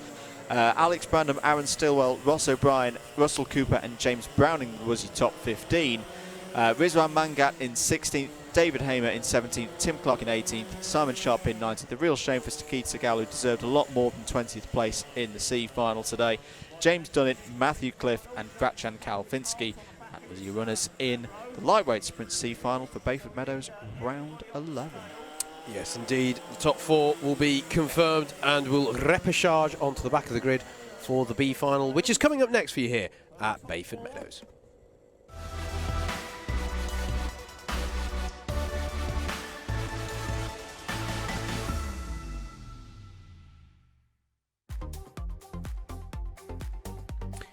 Let's take a look at your grid then for this B final. It'll be Archie Hobson. We've got another biscuit fan connoisseurs on pole position. That's how we're doing it here today for the final round. On pole position with Jack O'Neill on the B final grid. Only 2 spots get you a promotion up into the A final. Jack O'Neill needs one of those if he's going to have anything like the kind of result that we come to expect from him, or have come to expect from him. Rob Langthorpe and Josh Sangster are your second row, with Chris Lewis-Evans and Callum Brule on row number 3. Row 4 is going to be Sam Essery, the highest placed of your Class 3 drivers off the back of the heats. Had a really good day's running so far, with Rogerio Mendez alongside. Justin Draper and Bryn Alban round out your top 10. Rihanna Percox, another Class 1 driver there, down in this B final with Oscar Lancaster alongside. Matthew Cockram and Dean Everest are on row number 7. It'll be Michael Preston and Toby Smith on row 8. Jed Toole and Christopher Powell on row number 9. Rounding out your top 20, bigger grids of course as we go through these finals. Thomas Barrett and Dom Cliff, Amy Breacher and Andy Berry are your 11th row, and then joining them on the back of the grid, now confirmed as your top 4 from that one, are going to be Andrew Bushell, who won that C final, Greg Smith alongside, and then it'll be Jagjit Singh and Sam Morris, now your confirmed promotees from that C final. Well, there is a driver that at the start of the day we weren't expecting to be in this B final, but in this B final he is. He's also not in a kart. He's clearly very happy though, that's the most important thing. Yeah, top 2, remember, go through from the B final into the A final, so Jack O'Neill will still be the favourite for this one. The start will be key though, and I think the one thing that will be going through Jack's mind is like, oh heck, I'm in P2. Yep. Have mentioned it before. P2 is, if I'm being honest, is not a nice place to start here at Bayford Meadows, because the first corner is so fast and so weighted towards being on the inside, and he can get forced out wide as well. Yep. That will, I think, be on his mind to go, if I can get through there and still be in, say, 3rd, maybe 4th, as people on the inside come through, we'll be all right. But if Jack gets forced out wide, as can happen, he could be 7th, 8th, 9th, and he's got a real job on his hand to work his way back into that top 2. Yeah, absolutely. Rob Langthorpe as well, starting behind him there on the grid in the number 12, another Class 1 driver. I want to say that there was a heat where he and Rihanna Percox were both lying astern in sort of the mid-pack and were struggling to make progress up the field in maybe their second heat of the day, and it's interesting to see that they're both here in this B final, so with work to be done. They can't all make it, Andrew. Not all the Class 1s could make it by definition. There's more than 2 of them. C3 situation. Have we managed to get any C3s into the A, or is Samuel Essery our effective? We have got C3, so we've got Sam Essery, we've got Dean Everest, and we've got Amy Breacher and Andy Berry as well. So that would suggest that there's none of them in the A final. Yeah, no, I don't think we had any Class 3s in the A final. So Class 3 standings, Class 3 finishes are to be determined in this one. I'll double check that theory, but I'm fairly confident of that. I don't think I can see any Class 3s. Nope. So yeah, so this is a big race for C3. Seeing who's going to take the rewards in that one. Very short roll-up lap here at Bayford Meadows, because it's a very simple one, just a big oval around the outside. So we're already into position. Archie Hobson, one of our Warwick ABkC drivers of years gone by, has pole position. Jack O'Neill, champion already in the Lightweight Sprints Championship for 2021, on the outside, starting from P2. This is going to be a very, very interesting start. Away we go. It's a good start for those on the inside. Wow. Now, crucially, can Jack O'Neill get himself in and survive around the outside? He's going to run Rob wide. Rob out very wide there. Sorry, Andrew, my wow was just how poor the start from the antipole side is, and Bryn Alburn's round. Or is it Bryn Albun? Or is it Bushell, having been promoted from the seat? No, it was. Bushell got through. Apologies, yeah, it was Albun. You're absolutely right. Rob Langthorpe having to go side by side with Sam Essery on the start, as Oscar Lancaster and Rogerio Mendes are battling away, with Dom Cliff in the mid-pack as well. Amy Breacher is pushed out wide on the grass, but he's going to come back on the inside of hairpin 2. All very close in the mid-pack there, but Archie Hobson, Andrew, has had the dream start here as Rihanna Percox, goes up the inside of Sam Essery into turn number 8. So she has had a very strong start. Jack O'Neill trying to follow through after what was, Andrew, a difficult start for the 99. Yeah, and it was as expected. Get a little bit loaded sometimes when you start P2 on the grid. It was a weak start for that anti-pole side of the grid outright. It was very clearly, it was not an even start between the two sides of the grid there. Archie Hobson leads Chris Lewis Evans up to second place at the end of lap number 1, but with close attentions of Rob Langthorpe, as Oscar Lancaster there goes down the inside of Thomas Barrett into turn number 1. Plenty of time in this race, the likes of Langthorpe, Percox, and O'Neill to get through. But the thing is, you've got Chris Lewis Evans has been on good form today. A very good second heat. Your Class 1 runners, sorry Andrew, are 3rd, 4th and 5th right now. All just going, right, the promotion spots are ahead. Yes. We can't all have them. We can't all have them. And, I think back to Chris Lewis Evans had a it wasn't a pole start, was it? It was a second on the grid start, but he managed to immediately get up into the lead earlier in one of his heats. He was not in the mood. Very rarely done. Yeah, he was not in the mood to, you know, not put up a good defence, as I recall. So this is going to be not the easiest challenge here as they cross the line. And Rihanna Percox would like to get by on Rob Langthorpe and be leading this Class 1 charge. But Rob Langthorpe with a good drive there. Chris Lewis-Evans had poor drive off the second corner and was gesturing to allow them through there, Andrew. And, well, Langthorpe and Percox have duly gone through on him. Well, that's very sporting. Very sporting of Chris Lewis-Evans. Oh, down the inside on Rihanna Percox. That's allowed O'Neill to take both of them in that hairpin. Brilliantly judged there by Jack O'Neill. Costly moment there for Rihanna Percox. She's not going to be too happy at this point after that exchange, and it's allowed Rob Langthorpe to get a bit of breathing space here, Andrew, in what is currently the lowest of the promotion spots, as that's Barrett looking down the inside of, is that Jed Toole? Oh no, it's Cockram. It was Matt Cockram who was looking down the inside of there, because Lancaster, I think, has got... grey and blue. Yep, got past both of them. Oh no, he's in between them. I think that might have been a tag of the tyres slightly. Might get away with that one on the inside of turn number 10. Hobson leads, Langthorpe in second, ahead of O'Neill and Lewis-Evans. Critical couple of laps now for Archie Robson and Rob Langthorpe, and it will be very telling to see what the gaps are in about 50 seconds time. At the moment, it's a 0.8 second gap between Langthorpe and Hobson, and it's pretty much the same back to O'Neill as well. Change for fourth place. Percox got by on Chris Lewis-Evans. Lewis-Evans clearly not happy going through that first corner, Andrew. He seems to be very compromised heading towards turn number 2 on both of the last 2 laps. But Percox already has still a bit of a gap for her to make up here. If she's going to stay in touch with the opportunity to get promoted, she's got to be quick about it, because the pace at the front is, I think, the heat is going to be turned up to 11 now. Archie Hobson is he's got a fair amount of experience as Hobson. You see Jack O'Neill there. He's clearly having fun today, which is really good to see. See him encouraging the kart. See, he's talking to inanimate objects as well. It's like, come on, get the waft, let's get going. Well, he's being nice to him. That is true. That is true. On the tail of Rob Langthorpe. And I was going to say, Hobson with a fair amount of experience here, but one does get the feeling he's sitting on a bit of a powder keg here of a battle for these last 2 promotion spots at the head of this B final.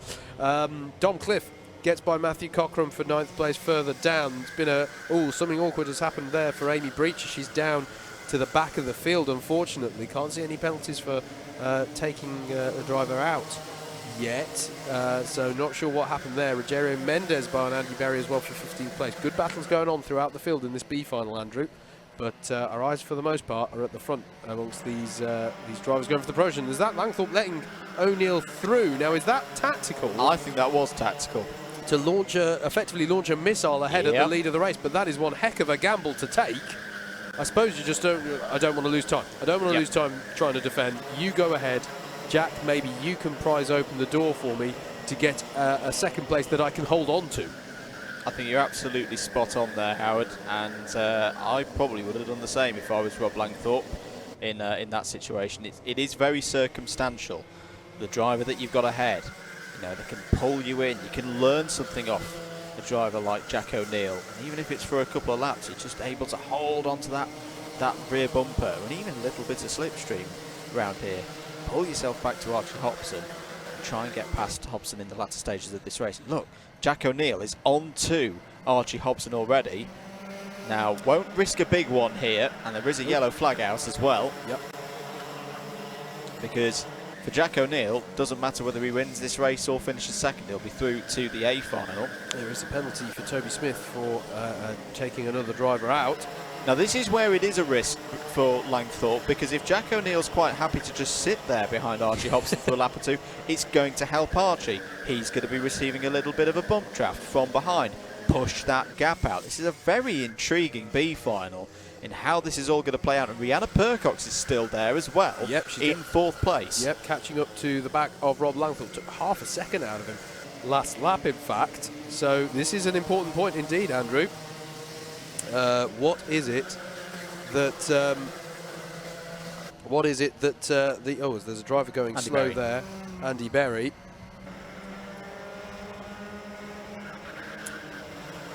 And yeah, Jack O'Neill on the tail of Hobson, and is he going to be able to tuck underneath here, Nope. heading towards turn 2? And Hobson's going to let him through as well. Yep. Well, that's what having you know, success. And Hobson knows. Yep. That means that Hobson's wise to it as well. It's like, yeah, I don't want to lose that time, but it matters not, I think, Andrew, because Langthorpe and Percox are right with him now, and one would suppose that based on prior form coming into this, one would suppose that O'Neill's now going to pull away, and it's now going to be a slogging match between the remaining 3 of this pack for who gets that final place. And this is what we want to see as neutrals in the box.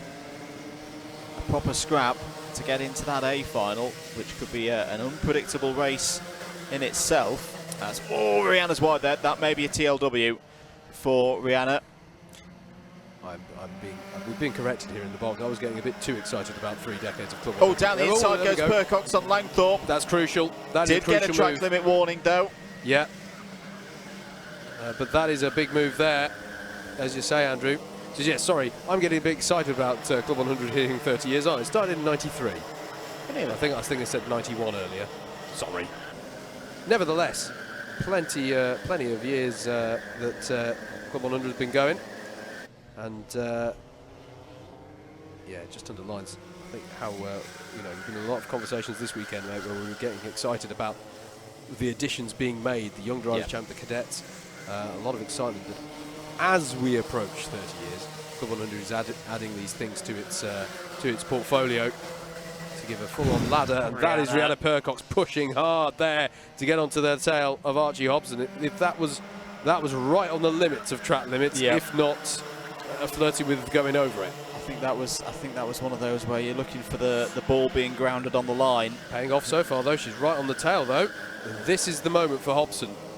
Tyres were just there, but Hobson's under a lot of pressure. These two have experienced racing against one another in the BUKC in years gone by. You can watch the qualifiers next weekend from Wilton Mill on both Saturday and Sunday. It's 54 teams, well actually no, 126 teams try and qualify for the mains championship.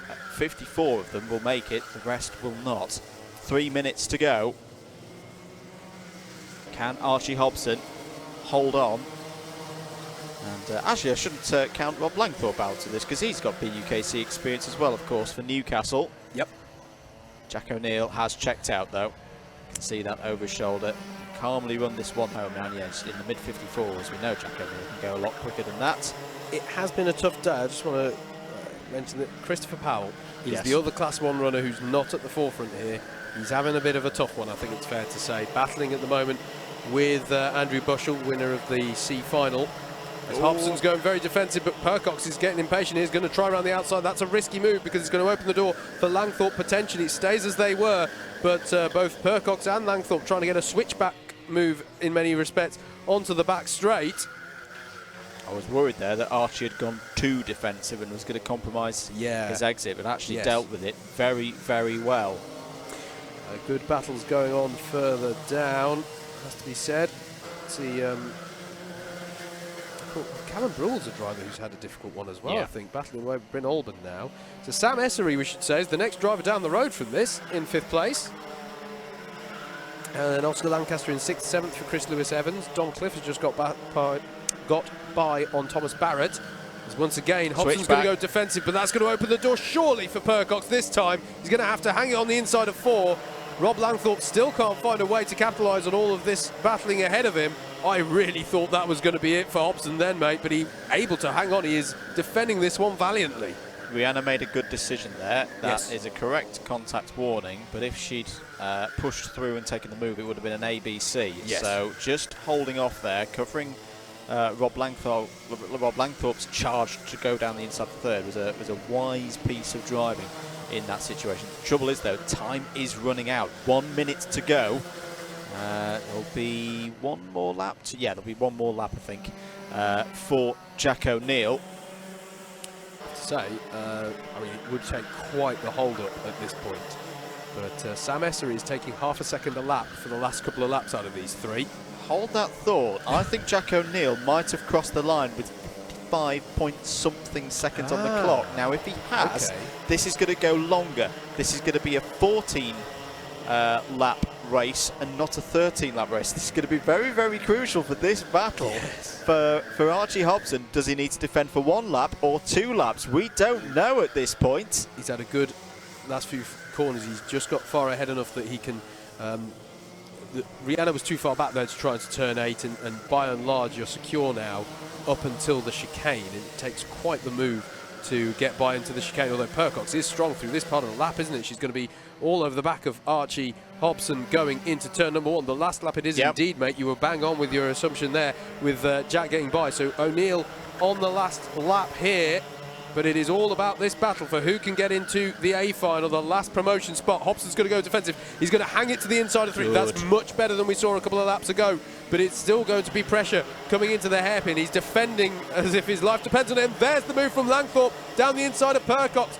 And that isn't going to pay dividends for him because Percox is going to swoop back on the inside. But this is the lifeline potentially that Hobson needs. Yeah, that was a really good moment for Archie Hobson, even though he probably wasn't aware of it, because it meant Percox could not attack into turn number 6. They're going round into the faster section of circuit now. There's got to be, I think, one more opportunity for Percox to get through, but she's got to be right on the rear bumper through this corner. She's not there, and it's going to be Jack O'Neill taking the B final. But what a drive that is from Archie Hobson. Well done, Archie. Second place through to the A final. That is one of Archie's best full Club 100 drives I think I've ever seen him have. Good to see another BUKCer coming through to the 4. Rihanna Percox in 3rd, Rob Langthorpe 4th. Samuel Essery completes a fantastic season in C3 as the C3 champion and the C3 winner here today in 5th. Oscar Lancaster in 6th. Dom Cliff 7th, Chris Lewis Evans in 8th, Jed Toole and Greg Smith's top 10. That's a great drive from Greg up from the C final. Thomas Barrett, Rogerio Mendez, Michael Preston take us to 13th. Justin Draper is 2nd in C3. Matthew Cochran rounds out the top 15. Joshua Sangster in 16th. Jagjit Singh is also on the C final podium. That's a great drive as well from the C final onto the C3 podium. Bryn Albon recovered to 18th after his early spin. Callum Brule, a tough day there in 19th. Dean Everest was inside the top 20. Christopher Powell 21st. Andrew Bushell, Amy Breacher, Sam Morris, Toby Smith and Andy Berry. Well, Andy Berry was a retirement there, the one retirement of the 26 runners. There in the B final. Good race that. Yep. Very good race, really showed I think we've had 2 finals that really show the dynamics of this promotion system really, really well. But some brilliant battles going on throughout the field there for certain. I think it's probably time that we stored up a bit of, not caught our breath, but just took a breather, because up next is the A final, and we've seen the grid. So that's coming up next for you here on your Alpha live stream here at Bayford Meadows.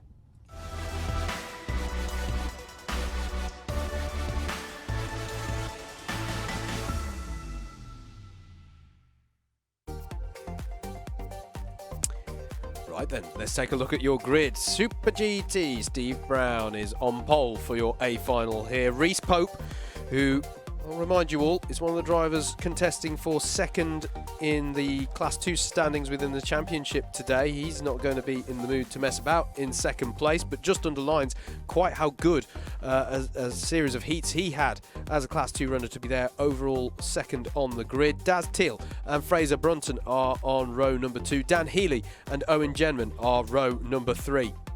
And it's going to be Ed Bars and Josh Adams on row number 4. Aidan Rogers had a stellar day as well, getting there into 9th place on the grid. Mike Philippou alongside to round out a very, very tasty top 10. James Martin has been battling through the heats there, has Dan Seeger next to him. Steve Hicks and Steph Theodoro are on row 7. Dante Dillon and Alistair Irvin are on row number 8. Then it's Stephen Westwood and birthday boy Bailey Morgan there on row number 9. Mike Coppin, perhaps a little bit further down than he'd have expected to be. A few penalties playing into that position on the grid. Ned Douglas rounding out your top 20. James Wattis and Anwar Burrell Smith are on row number 11. What can Burrell Smith do in his little cameo appearance here in the lightweights?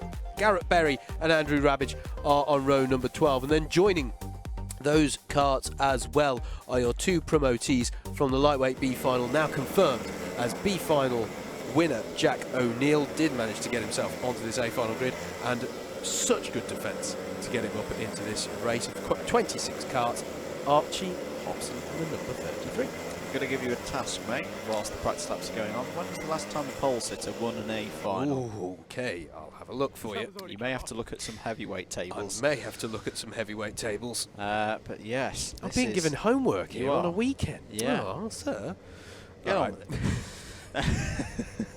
it. This is another wide open lightweight A final. And as I say, Steve Brown on his return, pole position. Fraser Brunson out there as well. He's been very strong today. These are warming up laps, by the way. I just want to confirm, because it doesn't look like it. Daz Teal, who has been the man recently in the A finals, is on a winning streak at the moment. That includes Lyd last time out, and Wilton Mill before that. So he, I mean, he's a driver who, we keep mentioning it, before the win 2 rounds ago, hadn't won any of these A finals for 18 months.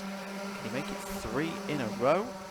Jack O'Neill there is got his hand up to say he's probably going to be coming into the pits. So the last pole sitter to win an A final. Sorry, so the last time our pole sitter, without mentioning his name.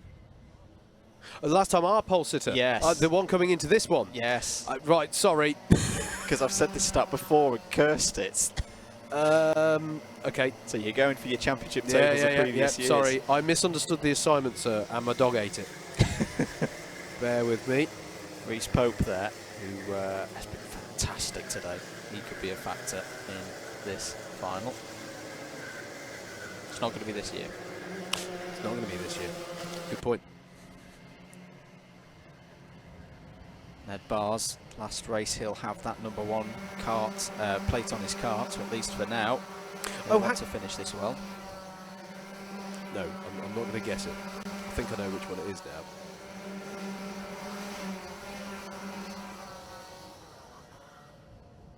He's still working.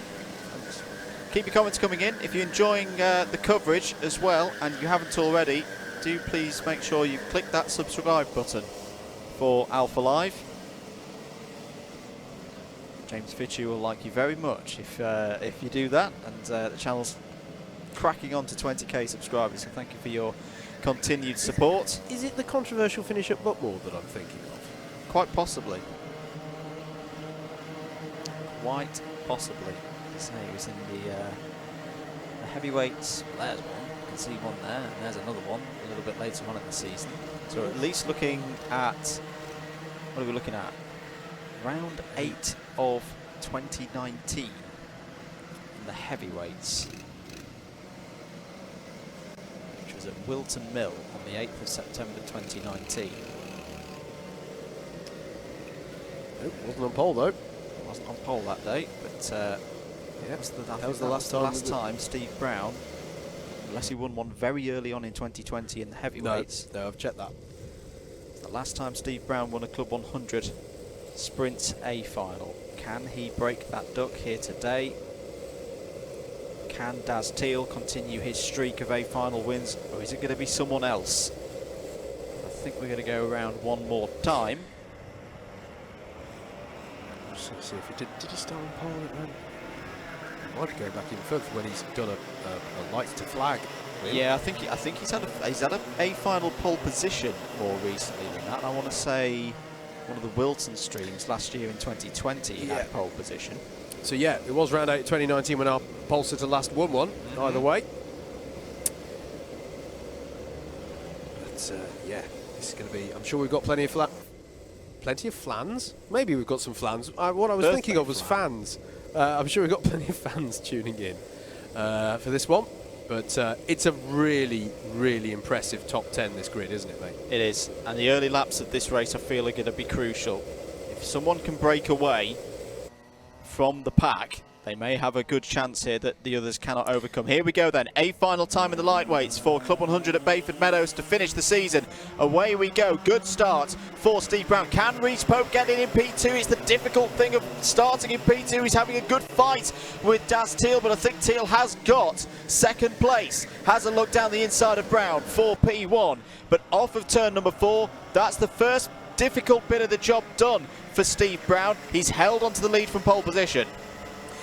Absolutely. I haven't mentioned as well, as to Irvin further down the field, he wants to try and catch Reese Pope in all of this as well. There's a few championship permutations out there as well, but it is indeed Steve Brown ahead of Daz Teal down this back straight. Ed Bars is under pressure from Josh Adams, who puts a cheeky move in there down the inside of turn 8. Ed Bars is going to try and hang it up the inside. Owen Genman looking to capitalise, and he does get through on Josh Adams, so that was that didn't quite come to fruition there, that attempt by Josh Adams, as good as I think it was. It was well judged there, but unfortunately didn't go his way. At the end of that one, though, it is Steve Brown. Daz Teal, crucially, though, Andrew, in the latter part of that lap, to my mind, managed to close the gap a bit again.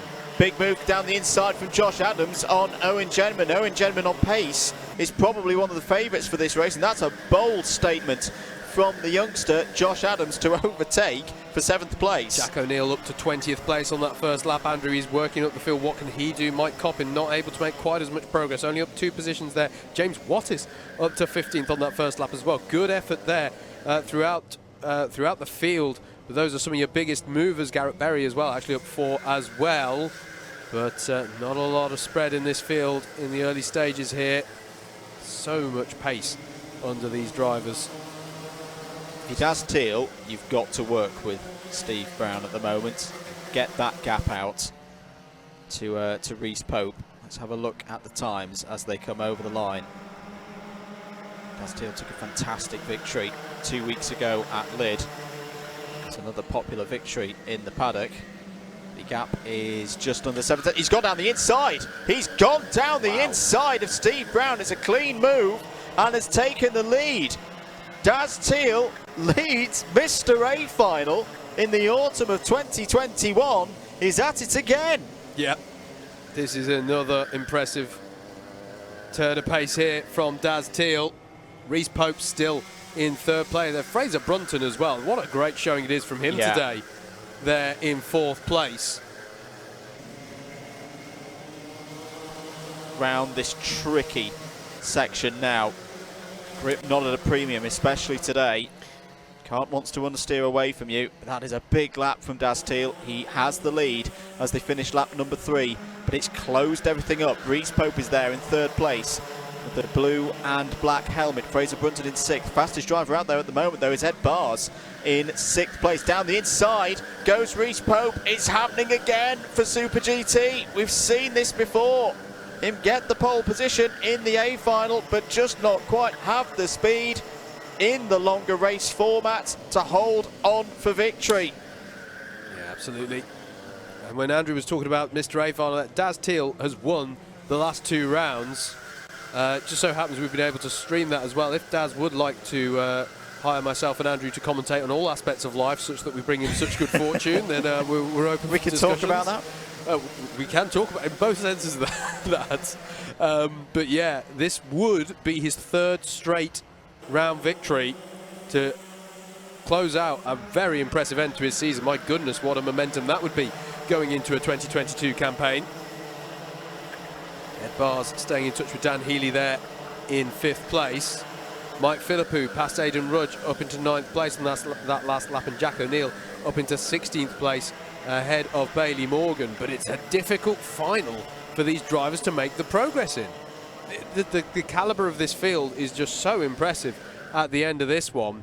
Reese Pope, I have to say as well, is closing the gap on Daz Teal here. This is fantastic stuff from the number 42 driver.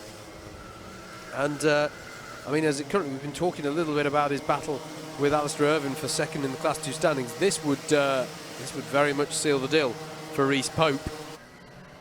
And I think in that situation, we're going to have to take the hat off to him. He really has taken this round by the scruff of the neck. And it's showing well here. Look at this, Fraser Brunton trying down the inside of Steve Brown into turn number 1 and gets the move done. Nice clean move there by Fraser Brunton in the number 71, now up into 3rd place. Does that cause the dam to break here? Is Dan Healy looking for an opportunity? He was having a bit of a look, half in attack, half in defence against Ed Bars, if anything else as well, but can't find the way through yet. Steve Brown looks to have got back onto his rhythm, having been demoted another spot, and that's now might be the close of business there for Dan Healy to try and get by for now. Owen Genman still staying in touch with this on the back of it as well. Mike Philippou trying to get onto terms with this in the 166 down in 9th place as well. But at the moment, it's the top 8 as your sort of main pack at the front of this field. Track limit warning for Owen Genman. Jack O'Neill's just got by on Mike Coppin. Those are two extremely successful drivers having a battle over, perhaps unusually for them, 15th place. But O'Neill is through. And that leaves Mike Coppin. There he is in the number 3, under pressure from the 14 of Bailey Morecambe. But Garrett Berry is himself putting pressure. They're brilliant battles all the way through this Club 100 A final in your lightweights for round 11 of 2021. It's the last round of the championship. We've spoken about how, to a large extent, so many of the championship battles have been sealed up here. It's just about what can you get. And that was Ed Bars going through on Steve Brown as well. Ed Bars in the number 1 going through and up into 5th place. So Steve Brown down another place there. Daz Teal still leading. Reese Pope staying with him. In fact, there, Reese Pope is as close as he's ever been to Daz Teal here as they come round to finish lap number 6. Here we go, on to a new lap. Personal best, fastest lap from Reese Pope. Fastest lap of the race from Fraser Brunton, a 54 dead. It's all closing up nicely here at the front of the field. Change of position for 5th confirmed on the timing now. Bars now ahead on your timing towers. And if you're watching along on our Double Dash stream as well, you can see that on your timing again. And indeed, live.alphatime.co.uk/club100. You can be such a nerd along with us here on your stream today. Here we go, on to the back straight though. Reese Pope still keeping Daz Teal very honest at the head of this field. Alistair Irvine past Anwar Burrell-Smith for 19th place further down the order. Just to confirm, the spreadsheet of doom has called it. As things stand, this would be Reese Pope in the very last race of the year, overhauling Alistair Irvine for 2nd place in C2. Yep. There's nothing Alistair Irvine can do about this at the moment. No. Fraser Brunton, lovely switchback there from Fraser Brunton to take 2nd place. Dan Healy's now trying to get involved in it. He's won an A final round here in previous editions of the Sprints Championship when they visited Bayford Meadows, and Ed Bars is resuming the rivalry as well. It's a great top 5 still. 4 minutes of this to go. I didn't know you were allowed to sell the dummy like that unless you had a moustache and were driving a red 5. But anyway, yeah. That is Reese Pope having to go very defensive against Dan Healy. But again, just as we saw earlier on with Steve Brown, Healy, oh no, here goes Healy for it down the inside of turn 8, just as I was about to say he can't find the way through. He's done it. That's put Pope out wide as well, and Ed Bars is going to go around the outside of turn number 9. And that is all change, please. That is now Daz Teal, Fraser Brunton, Dan Healy, Ed Bars and Reese Pope, your top 5. Reese Pope is still in a position where he would get the points advantage over Irvine at the end of the season. There's Steve Brown still plugging away in 8th place, and down the inside was that. So no, it's side by side. Here we go for one last time, ladies and gentlemen. The number 1, the number 2 from last season is going to be number 2 and number 3 for 2022, and Healy has held on to the position ahead of Ed Bars. Down the order, Dan Seeger gets by on Aidan Rudge. That's over 10th place. Both of those drivers having a really good day to feature so prominently in the field, that as strong as what we're commentating on here. Garrett Berry ahead of Bailey Morgan for 17th place as well. As you say, mate, there's not a lot Alistair Irvine can do. This is such a strong field to try and make up places here. And he's just got a cone penalty as well. Yeah, Jack O'Neill up to 15th place. I mean, that's our champion, who's yes, okay, he's come right from the back of this grid. But still, it's hard to make progress up through this field. Under 3 minutes now left on the clock. Daz Teal leads by 0.3 of a second from Fraser Brunton. Dan Healy there in 3rd place, but Ed Bars has just set the fastest lap of the... currently has the fastest lap of the race, I should say. He's still hounding the back of Dan Healy. Through hairpin number 2 comes the leaders. And then they'll go through turn number 7 here.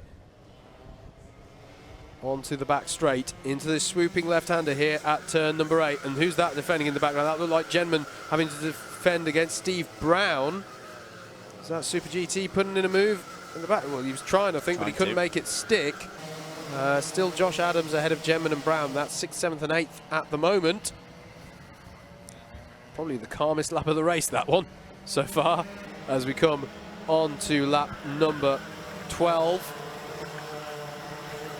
Daz Teal still controlling this one, but Fraser Brunton has taken another 10th out of him on that last lap. How good has Fraser Brunton been today at Bayford Meadows. I'm just going to check. You read my mind. 1 minute and 40 to go. What an intriguing battle this is. One of the most experienced, I hope he doesn't mind me using this word, oldest drivers in this A final versus one of the youngest. Who's going to take this A final victory? 1 minute and 20 to go. Just looking, Fraser Brunton has had an impressive turn of form this season. He's also had 2 second places out of the last 3 rounds. In fact, if it were to finish like this is the top 2 finish that we had 2 rounds ago at Wilton Mill.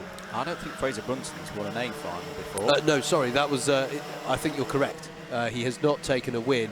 Took his first podium at Rye House, I want to say last year. Yeah, but I don't think he's ever had a round victory. You're absolutely right, mate. So he'll be chasing this one. There'll be one more lap after this, so he's got about a lap and a half to try and execute the pass. And you know what? He's got a fair amount of space to do it in, relatively speaking. He's not been at all the rounds this year, Fraser Brunton. It's been a big year for him in terms of education exams. Moving on to university. But every time he's been here, he's been on form and getting stronger and stronger. And I do think this is a driver, if he continues into 2022, is going to be a championship contender. There's a penalty for Anwar Barul-Smith on ABkC bump and pass. We're on to the last lap. Daz Teal going for 3 in a row. Ed Bars has just set the fastest lap of the race at 53.954. But can Fraser Brunton find a way through to win his first ever A final in Club 100 Sprints? Superbly defended there by Daz Teal into turn 3. That was a big opportunity for Brunton that he simply didn't have the opportunity to get up the inside. Teal defends again, and all the while Healy and Bars are coming into this. They are, but they're battling amongst themselves, Andrew. I think they might be doing a bit of a favour for Brunton here because they are still squirreling around with each other for 3rd place. Oh, I thought Brunton was going to go for the switch back there, but Teal's defended it brilliantly. This is all the wisdom of Daz Teal. This is what we've seen over the last few weeks. This is what gave him the win at Lydd. It's what gave him the win at Wilton Mill. Is he going to do it again? There's going to be one more chance for Fraser Brunton. He hadn't won one for 18 months. It's 3 in a row for Daz Teal in the Club 100 Lightweight Sprints. What a way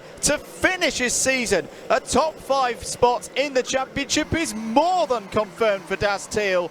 Fraser Brunton will have to wait to another day, but it will come. It's another 2nd place for Fraser Brunton in the A final. What a drive from him. Dan Healy finishes another fantastic season in 3rd.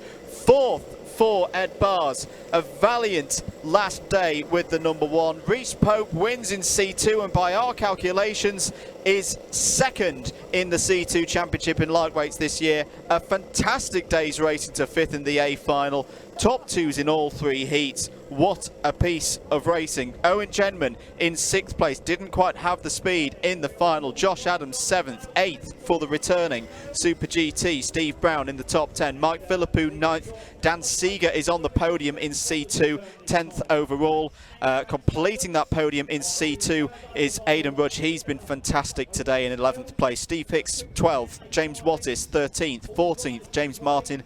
Jack O'Neill from the back finishes 15th in the A final. You saw him there congratulating Daz Teal. Great sportsmanship from your 2021 Lightweight Sprints champion. Where do we get up to? Garrett Berry in 16th, Bailey Morgan 17th on his birthday, 18th for Anwar Barul-Smith, 19th for Dante Dillon, 20th for Mike Coppin, 21st for Alistair Irvin. A valiant effort from him as well in C2. We'll see him in C1 next season. Steph Theodorou, Stephen Westwood, Andrew Rabbich, RG Hobson and Ned Douglas complete your 26 finishes in that A final. But Daz Teal, always a popular winner in Club 100, and who'd have thought this before we started the streamed run to the end of the season? 3, I say 3 A final victories in a row in the lightweights. Could it continue into 2022? I was just thinking the exact same thing, mate. What does this mean lies in store for us in 2022? A lot of, discussions about what drivers want to do with their 2022. I know that there are some drivers who are, have been looking at some of the formats that are on Saturdays and all that sort of stuff. So we don't know that everybody who we're talking about here is necessarily going to choose to mount a campaign in the Sprints Championship, such as the range of championships that you have to choose from in Club 100. But Daz Till's been doing the Sprints for years. Yep. And this is the most impressive form that we've seen him in. I think you've got to say. So this is going to be, I mean, today has just made me look forward massively to 2022. I think it's, we've spoken about, well, you've got the people who we just saw at the sharp end there. We saw the incredible heat number 10 earlier on. If you've just joined us for the finals, you need to go back and watch heat number 10. I've got to say, that's possibly the best heat race I can think of this season. Yep. But you've got the Class 3s as well. Some of the Class 3s we've been talking about who next year are going to be stepping up into those Class 2 ranks, and that's going to be a fascinating one to watch as well. So I think today, I know we weren't looking so much at championship battles here. That's going to be more a factor this afternoon when we move into our heavyweight drivers, although the key headlines have already been written in that one as well. But what today I think showed to me, Andrew, is just how exciting a season we could be going into 2022. And the key thing for these drivers is going to be to carry that momentum through the off season, and what can they bring to bear in the early rounds of 2022, because it's going to be crucial to hit the ground running with that championship. Brilliant end to the season. Thoroughly enjoyed it. Before we wrap things up for lightweights in 2021, when will we next see the Lightweight Sprints Championship? Well, it'll be on the 27th of February 2022, where we will kick off the new season at Bookmoor Park. Entries opening up towards the end of this month. Yes. If you are a lightweight driver and you want to be involved, 75 kilograms is the weight limit. If you're below that, if you're lucky to be enough to be below that, you can always let it up. But 27th of February is where we will kick off the 2022 championship. Announced this week as well, round 2 will be at Wilton Mill on the 20th of March. Brilliant to see back on the calendar, Glannygores on the 8th of May. Hope people can turn out for that one. 26th of June, we're at Clay Pigeon. 10th of July, we'll be back here at Bayford Meadows. Lyd will be our hosts for the 31st of July. Rye House, as we say, returning to Club 100 with relaying in new curbs for Rye House. Very intrigued to see how that's going to go on the 21st of August. Landau on the 18th of September. Or I should say Landau for our Welsh viewers.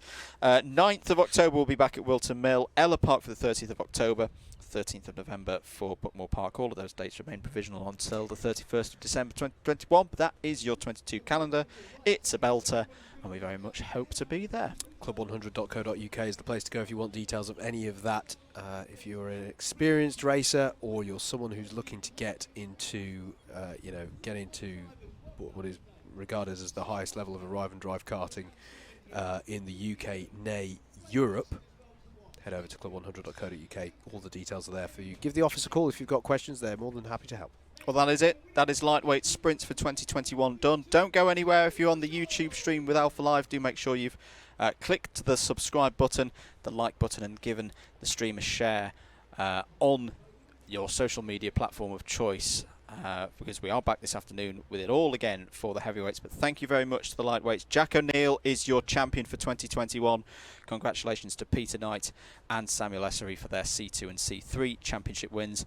We will be back for more lightweight sprints action, as I say, on the 27th of February 2022. We hope to see you there. We hope to see you this afternoon for the heavyweights. If you're on Comsbox Cam, we'll have a new stream for heavyweights this afternoon. Thank you very much for watching this morning. My name's been Andrew Mather. He's been Howard Mitchell. Together we are DDMM Double Dash Motorsport Media. We'll see you back here at Bayford Meadows at 2 p.m. for the start of the heavyweights. Bye-bye.